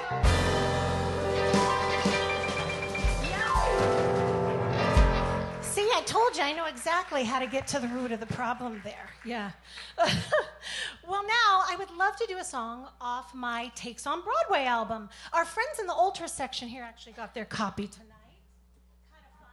It looks like this. It makes a good coaster, frisbee, or you could listen to it. That's fun too. Anyway, you can actually find all three of my CDs on the iTunes and, you know, Amazon's in the back of the trunk of my car. So. But anyway, and there's only 61 days shopping until Christmas, you guys. So I'm just saying, good stocking stuffers. Anyway, well, on that album, there are several classics. New Broadway, Old Broadway, and it's my take on all of them, so it's kind of fun. And here is a classic that I want to share with you.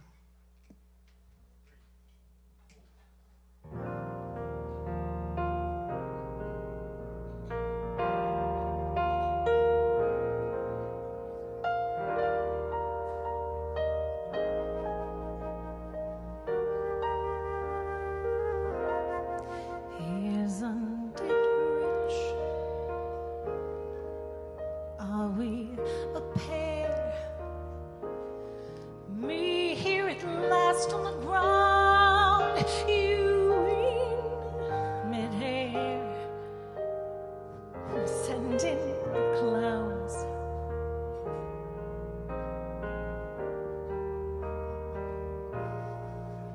Isn't it bliss? Don't you approve?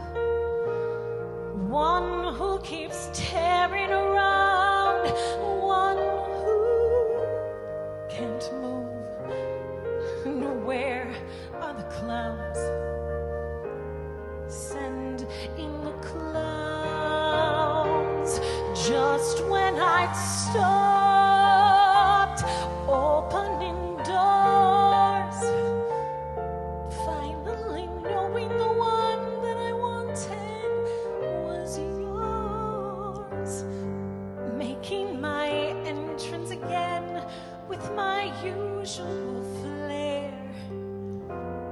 shore of my lines. No one is there.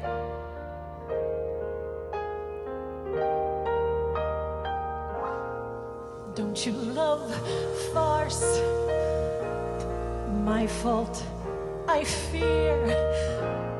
I thought that you'd want what I'd want. Sorry, my dear. And where are the clowns? Quick send in the clowns. Don't bother, they're here.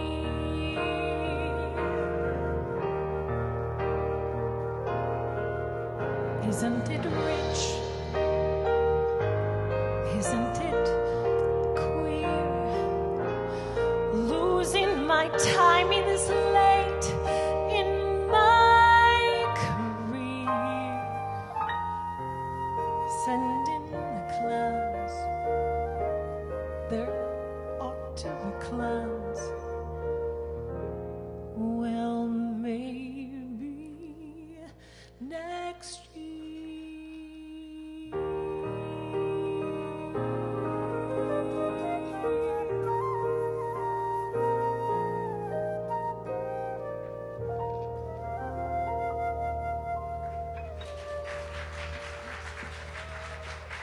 Thank you so much.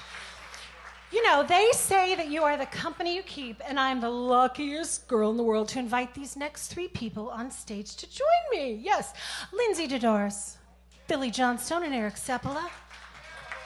Hi, sister. I love that we all share this love of music together. Oh, hi. Oh, hey. Wow. Woo, all right. Okay. Anyway, we'll sing together, but apart. Right? Okay. Anyway, now growing up, you guys, I love my record collection, right? Remember something so cool about the crackle in that vinyl? Oh, and I remember those stereo consoles that were like pieces of furniture. They were huge. Oh man, we had some great albums growing up. We did. I loved the groovy Latin vibe. And there were a couple of my favorites. Well, of course, I love Sergio Mendes. And do you remember this one? Tijuana Brass? Scandalous. That girl with the whipped cream. And all I could think about was, I love whipped cream. She's pretty, though. Anyway. And then, of course, come on. Brazil 66, right? The best ever. Oh, the days, you guys, of avocado green appliances, Z-brick wall coverings. We have those in my house. Shag carpet, Jello molds, casseroles. Oh, my gosh. How about we throw it back, you guys, to the great sounds of Brazil 66.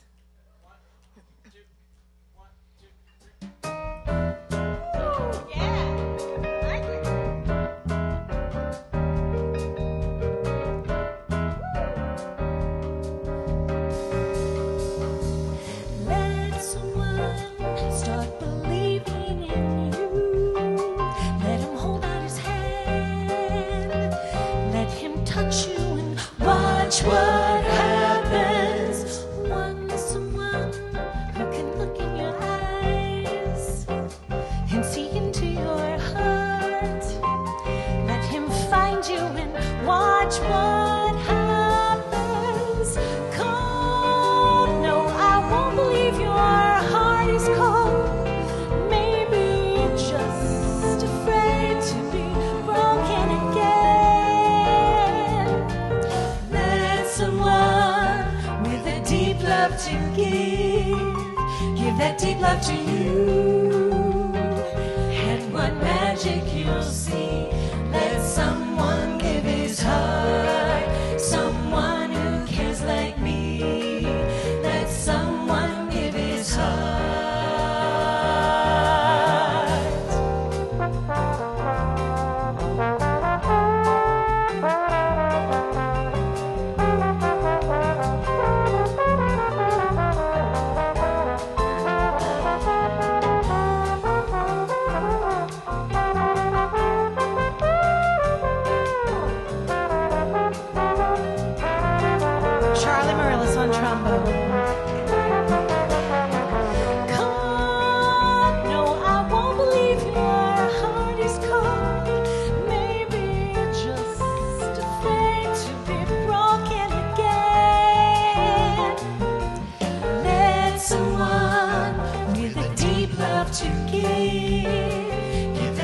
to you.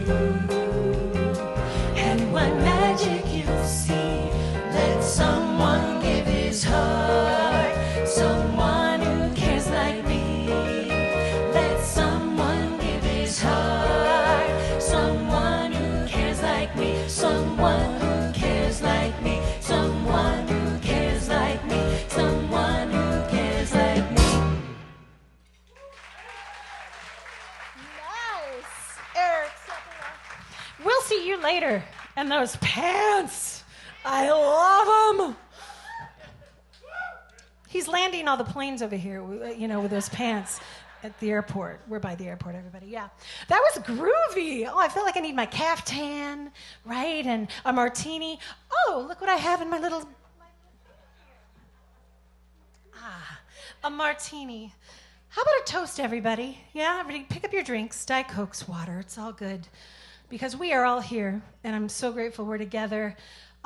Cheers to all of you, to happy, healthy lives, and just being here. Showing up, everybody. I'm drinking a regular martini. Do you know what's in a regular martini? It is vermouth, and it is gin with a splash of Metamucil, and instead of an olive, it's a prune. Yeah, a regular martini. I found it in the AARP newsletter. It's really bad. Oh, David's laughing. That means it's funny, because he's my barometer. My regular martini, the prune, not going to do it. Sorry, not going to do it. Anyway, but I digress. Girls, we get to sing together. I'm so thrilled for this. So this is a song that I did 25 years ago when I was at Berklee College of Music. Yes, Berklee. Yes, I got some Berklee. Patik and I went to Berklee together. Yes, we survived it. The funny thing is Patik plays a ton of musical theater when we had it, and the joke was he hated it. I'm like, look who's doing the musical theater now, huh? It's fun. Anyway, and Dave went to Berklee too. Anyway, this is our ode to love. Yes, enjoy.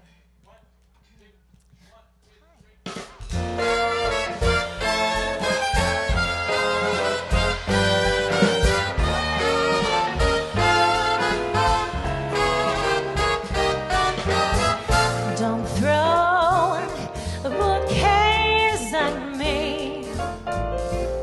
Don't please my folks too much. Don't laugh at my jokes too much. People will say we're in love. Don't sigh and gaze at me. Oh, your sighs are so like mine. Your eyes mustn't glow like mine. People will say we're in love. Don't start collecting things. Give me my rose and my glove. Sweetheart, they're suspecting things. People will say we're in love, so in love.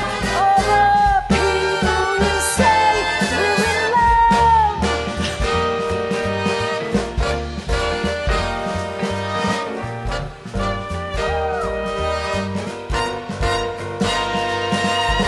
Sometimes I'm happy, sometimes I'm blue.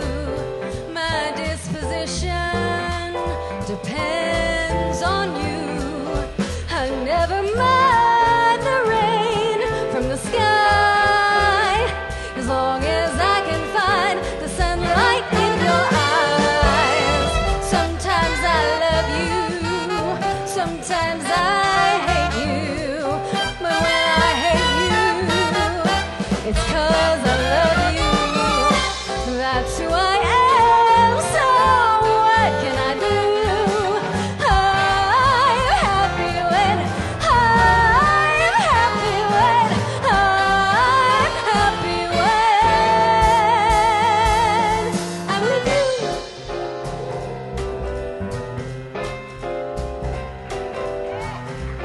Billy Johnson.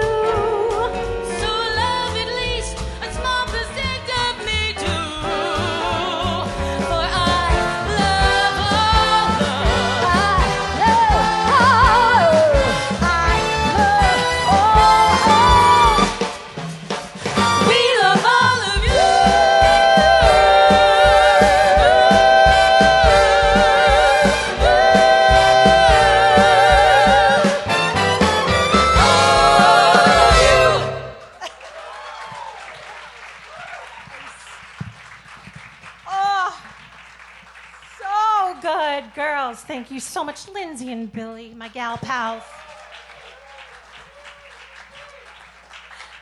Billy is actually the better half to this guy beating on the drums back here, Dave Johnstone.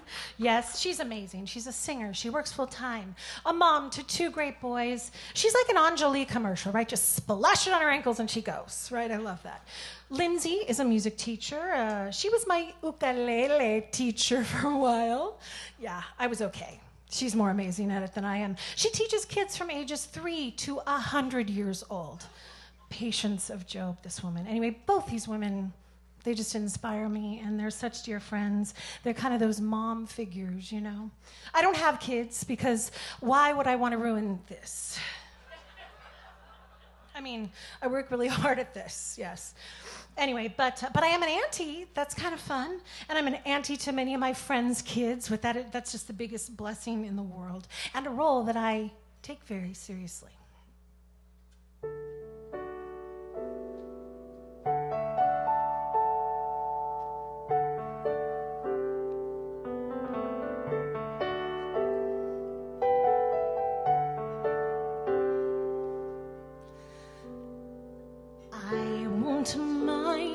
Sitting by your cradle, singing to you softly, far into the night. I won't mind playing peekaboo for hours to see that look of wonder and delight. Soon they'll be asking, where is baby's nose? Where is baby's shoe? Where is baby's hat? Clever little boy, they'll say. Lisa taught him that.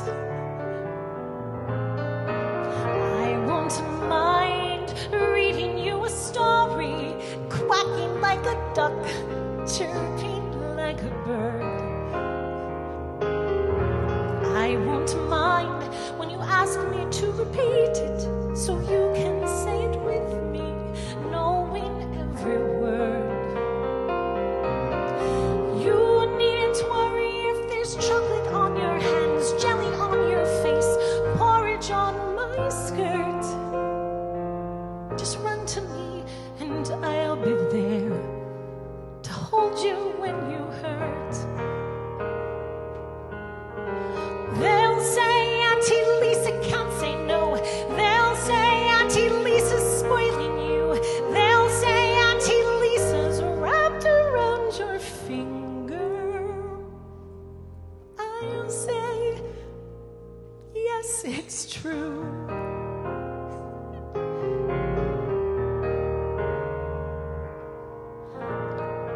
I won't mind knowing that your mother showers you with kisses, bakes your favorite bread.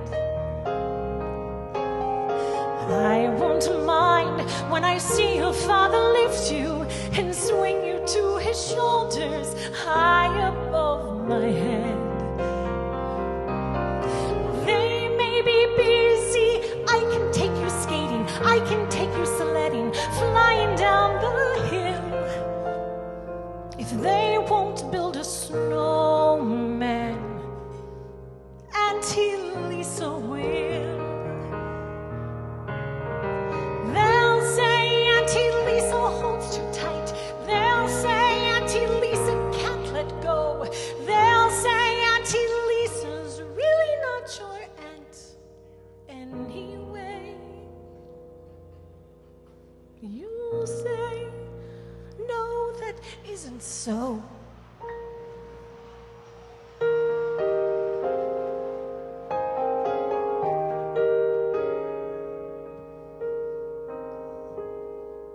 In my heart, I will keep a secret, foolish little secret, hidden from the rest. In my dream, you're my own, my very own, and I blanket you with love as I hold you to my breast.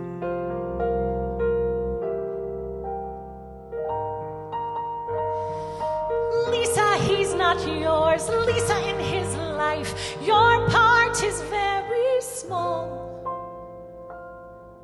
But if one day a toy should break, or maybe plain patty cake, you call me Mama by mistake.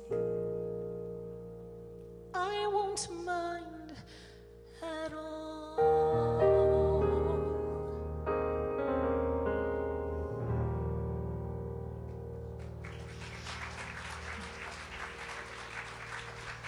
I'm not crying, you're crying. David's crying, we know that. Oh, it's not a great song. I love a song that tells a story, that takes you somewhere with a character that you've never been, gives you new perspective. I'm also a sucker for a song mashup, yeah, because all the kids are doing it today. Because why sing one song when you can sing two, you guys? And for this one, I'm taking my chances.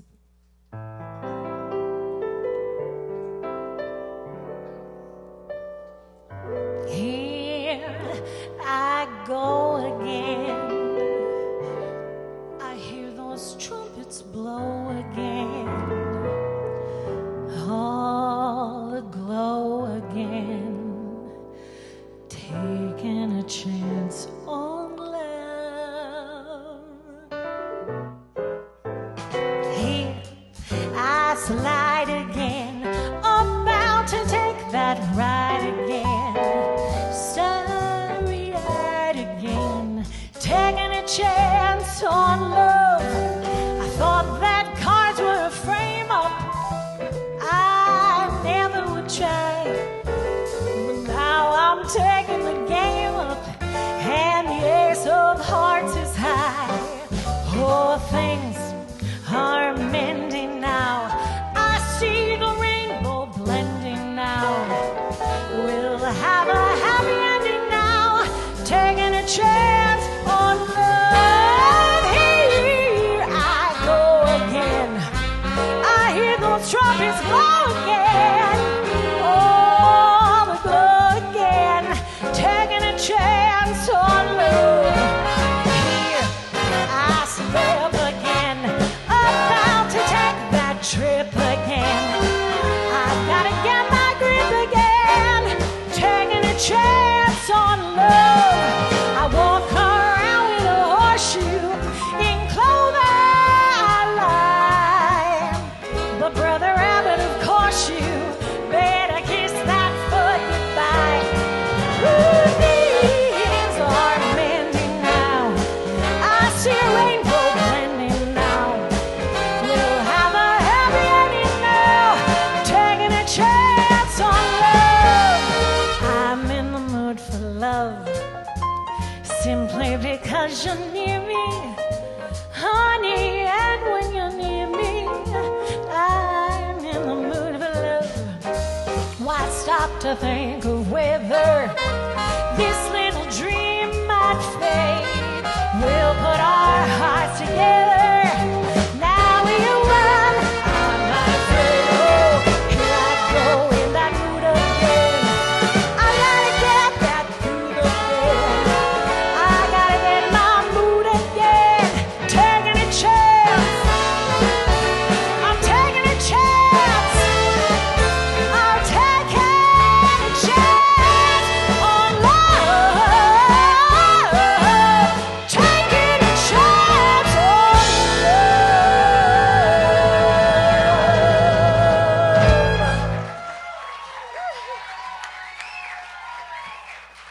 Woo!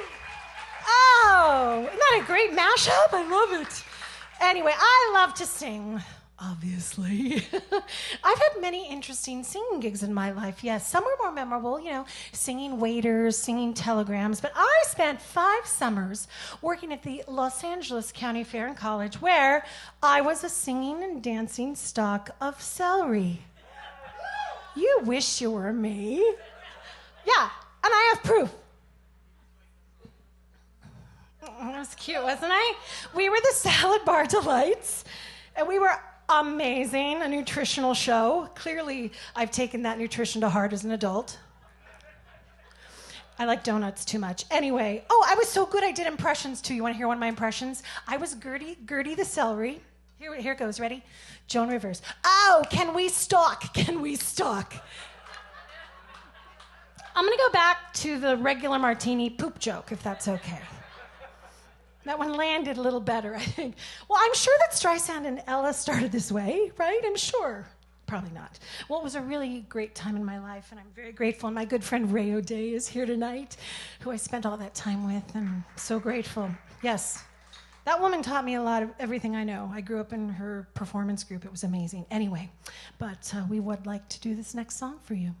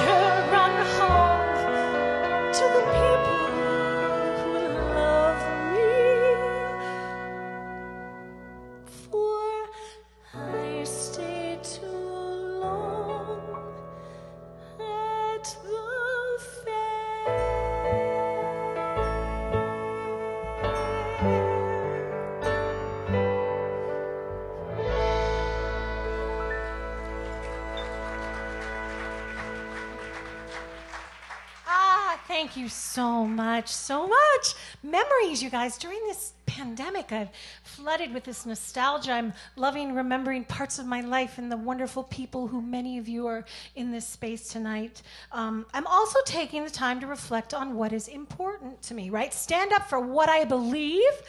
In fact, yes, David, there is something that I feel truly passionate about I would like to share with you.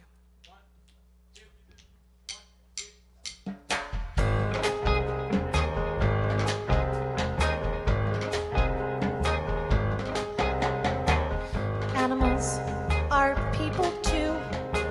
What did that chicken ever do to you to deserve to be served? Yeah, like that. Tied up on a platter. Come on, think about the life you take. Each time you cut into a big fat steak, only a meanie eats veal scallopini. Do you wanna live your life like that? No, you can live without veal parmesan, beef bourguignon, chicken tarragon. Give up filet mignon. Life will still be sweet if you give up meat. It's easy. You can even try and give up bacon. Bacon.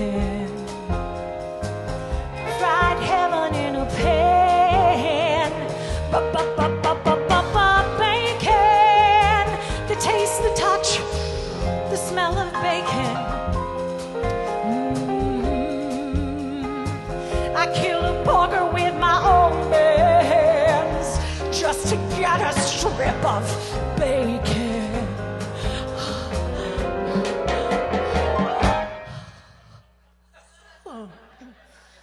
Tomatoes can be nice, sliced with mozzarella with some pesto on the side. Very tasty. Or try eggplant. You can steam it or stuff the thing with rice. Very nice. Or there's pasta.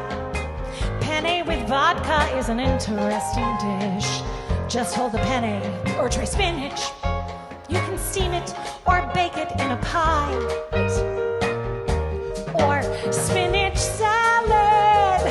How about a spinach salad? Oh, delicious, nutritious, low calorie too. But if you want a spinach salad, a really tasty spinach salad, you and I both know just what you gotta do.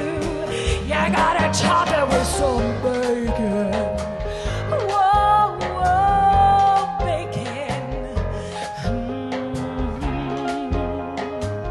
Fried heaven in a pan.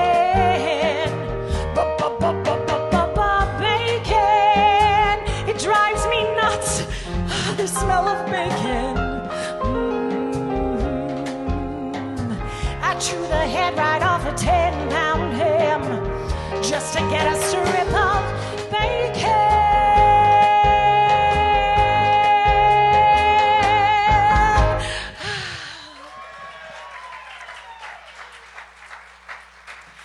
You get me.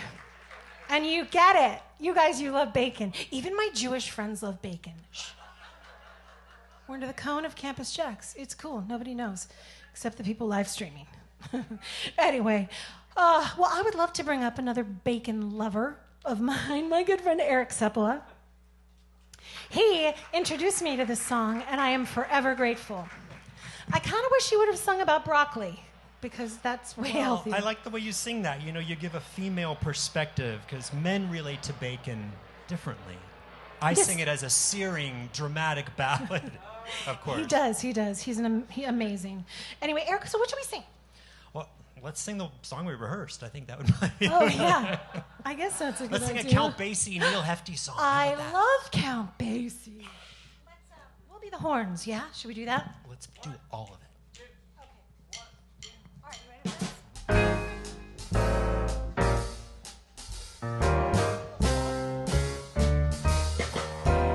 Two for the blues, baby and me.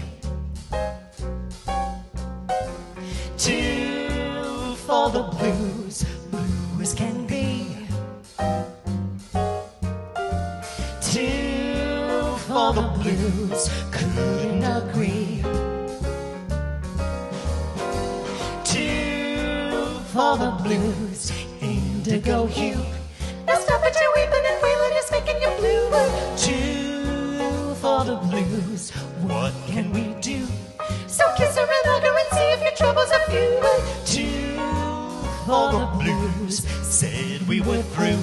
Say, what's up, by the way? Other night, what'd you do? Had a fight, her and you, quite a spat. So what's new? And that was that. Now we're each so lonely, missing our one and only, wondering how to lose our blues. Lose our blues, God, those blues. Lose blues, God, those blues. Too blue ones, but too trouble for true ones, but both hanging to break, but both ready to make, but both we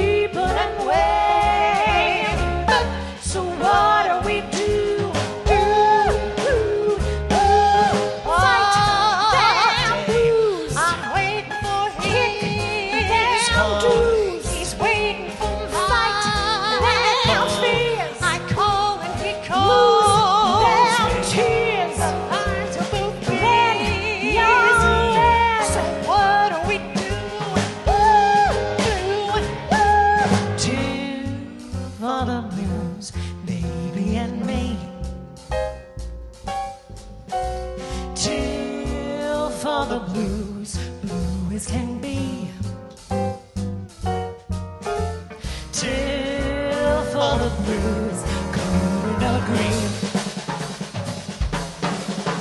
I just can't believe our love is through. Gotta end these blues for two.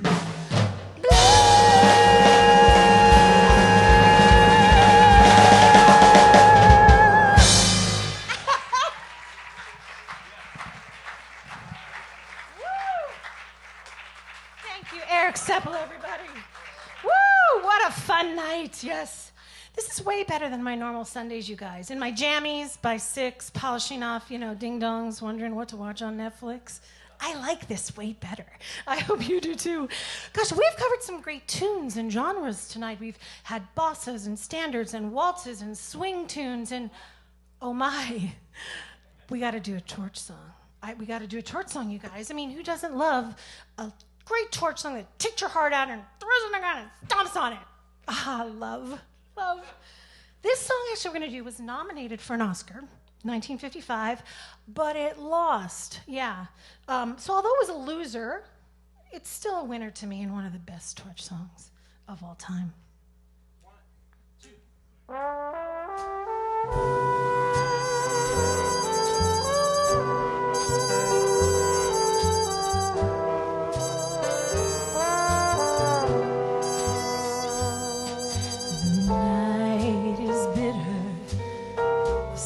Of the lost that glitter, the wind grows colder and suddenly you're older, and all because of the man that got away.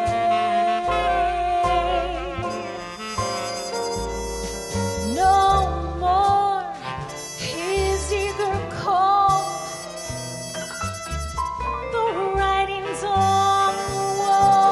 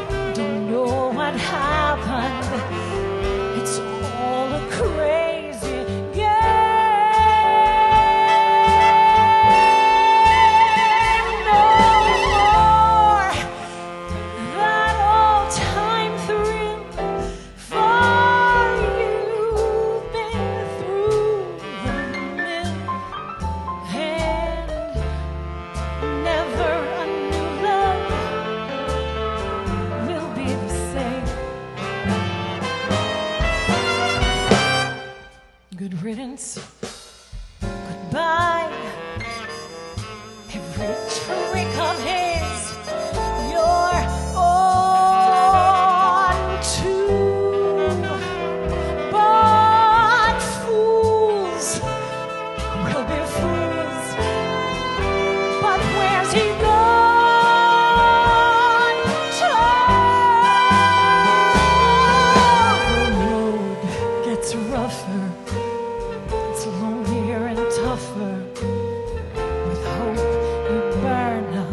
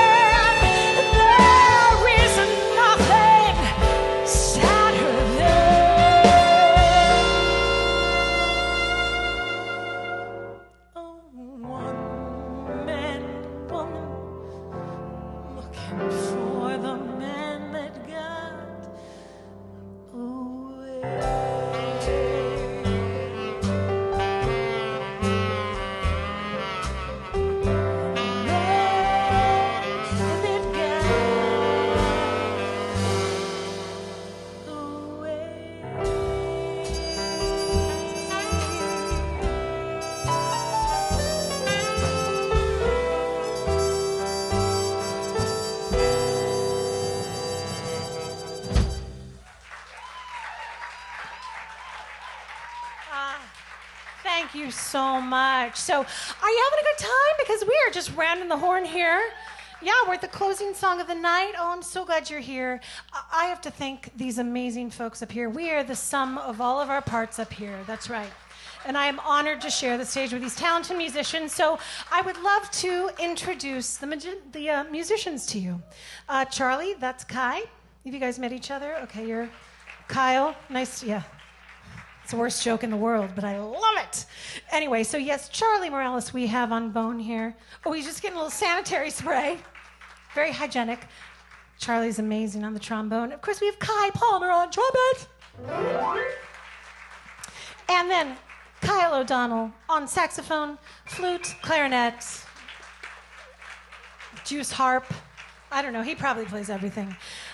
And back here in our rhythm section, we have my wonderful dear friend, Patik Desai on guitar. And holding us together here with a beat, we have Dave Johnstone, everybody.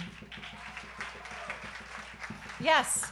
And we have bass mama back here, Sherry Lucetti. So talented, all of them. And over here on keys and counting us off and making sure we're all together is the amazing Mr. David Arana. Okay, you guys, we're in the presence of greatness because David Arana is Engelbert Humperdinck's MD. Yeah, that's music director. That's pretty cool. And he still plays them. They're doing, Engelbert's still going, which I love. You should go to one of his concerts. It's crazy. Women in the front row, they're 60s, 70s, they're throwing their Depends on stage. It's crazy. It's crazy. That joke. Yeah. And also, I got to give it up for our amazing special guest singers tonight, Lindsay Dodoris, and we have Billy Johnstone and Eric Sepala. Just a couple more thank yous, because this just doesn't just happen, you know. Campus JAX, Jack Jasper, and his amazing team and staff. Tim Ellis, thank you for having us. Terence Love, Tony Guerrero, the Steamers Afterglow Artist Showcase folks. They bring a lot of amazing talent here, so make sure you follow them. Golden Audio on sound, she's doing a great job. Markwood Entertainment, QSC, because they're on the sign, right? Yeah, they are. Okay, they were. Yeah, anyway, and all of your servers, everybody, they are trekking, putting a lot of miles on their Fitbit tonight. So please take care of them and thank them. And thank you to each one of you for being here tonight. We are also grateful to spend this evening with you doing what we love. You are supporting live music, and that means the world to us. So thank you. Now, I have to tell you, during the pandemic, I've been trying a lot of new things, right? Just trying to embrace things. And one of them is cooking. Any cooks out there? One. Seriously. I love the rest of you. Yeah, I should clarify, though. I've tried to cook, and that didn't work out. So I moved to microwaving, and that failed terribly. And then I went to toasting, and I make a mean Pop-Tart. Yes. Anyway, so although, okay, I'm not a chef, I can still cook. Oh, yeah.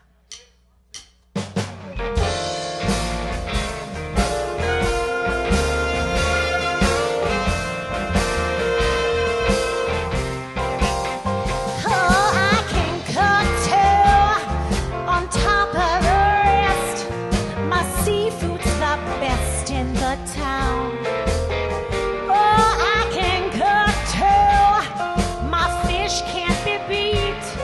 My sugar's the sweetest around. I'm a man's ideal of a perfect meal, right down to the demi-tasse. I'm a pot of joy for a hungry boy.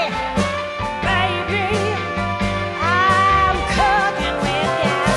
Oh, I'm a ganja, a sweet lollipop, a brook trout right out of the brook. Hey, what's more, baby? Yeah. Ooh, I can cook. 'Cause I can bake too, on top of the lot. My oven's the hottest you'll find. Oh, I can roast too. My my chickens just ooze, my gravy will lose your mind. I'm a brand new note on the tablet door. Oh, just try me out with a single course. You could choke a horse, baby. You won't know where to start. Oh, I'm an hors d'oeuvre, a jelly preserve that's not in your recipe book. Oh, what's more, baby? Ooh, I can cook.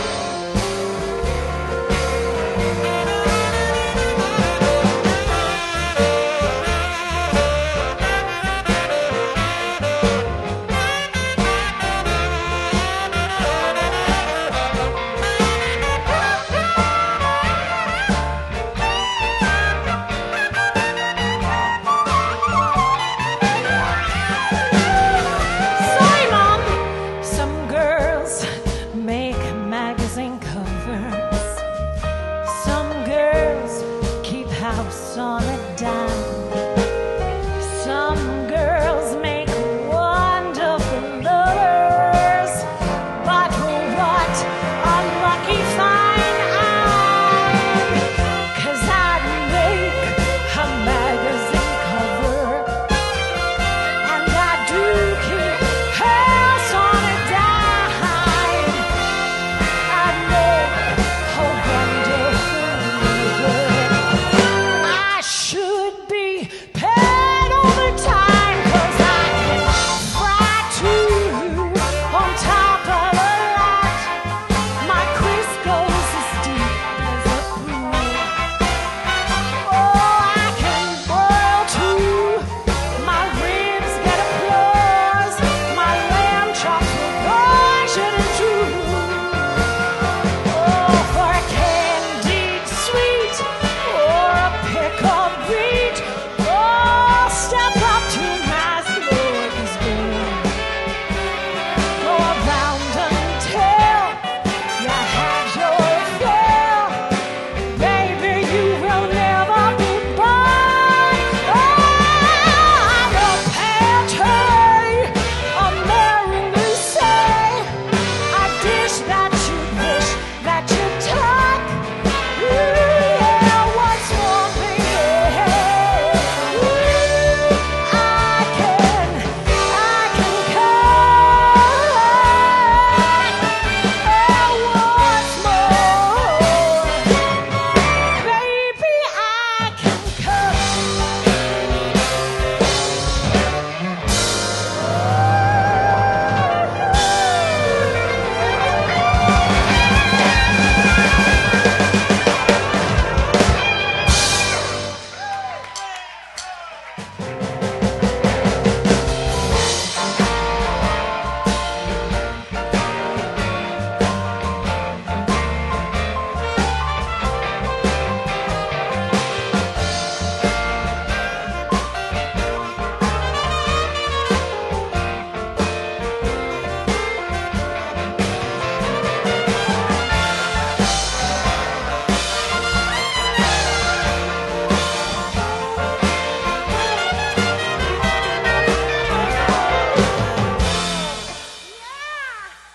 See, I told you I had a lot of crazy masks. Jasper. Oh my gosh, you guys, what fun, what fun. Thank you again to each and every one of you for coming out tonight, trusting Campus JAX did the right thing. They've done such a great job. Yes. And to all of you who've joined us on the live stream, so great having you here in the comfort of your homes, in your jammies. How lucky. I'm in Spanx. I can't wait to get out of them. Anyway, I am, again, so grateful Campus JAX can offer musical experiences in person and live streaming. So thank you again for being here. Staying the course so we can resume normalcy sooner rather than later. Until we can be together again, everyone, my wish is that you stay happy and healthy and keep looking for the good around all of us. Thank you for coming.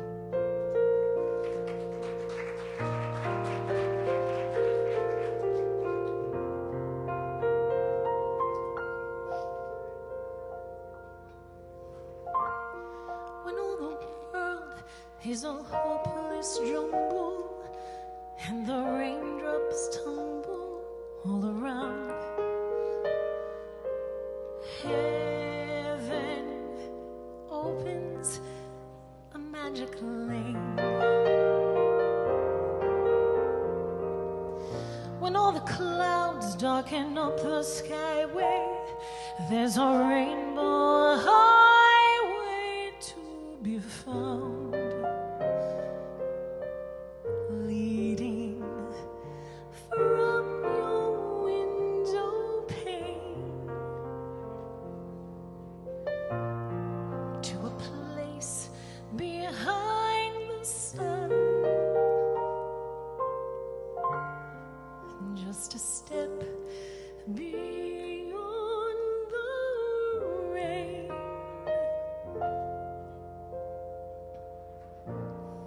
When you wish upon a star, makes no difference who you are. Anything you want in life will come to you. If your heart is in your dream, no request is too extreme. When you wish upon a star, as dreamers do, someday I'll wish upon a star and we'll wake up where the clouds are far behind me, where troubles melt like lemon drops, oh, way above the chimney tops. That's where you'll find me, somewhere over the rainbow. Bluebirds fly, birds fly over that rainbow. Why then, oh why can't I? Somewhere over the rainbow, skies are blue, and the dreams that you dare to dream really do come true. Fate is kind. She brings to those who love the sweet fulfillment of her secret longing.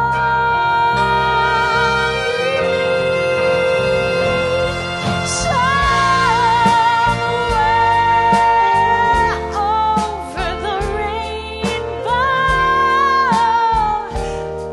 bluebirds fly, birds fly over that rainbow. Why, then, oh, why can't I?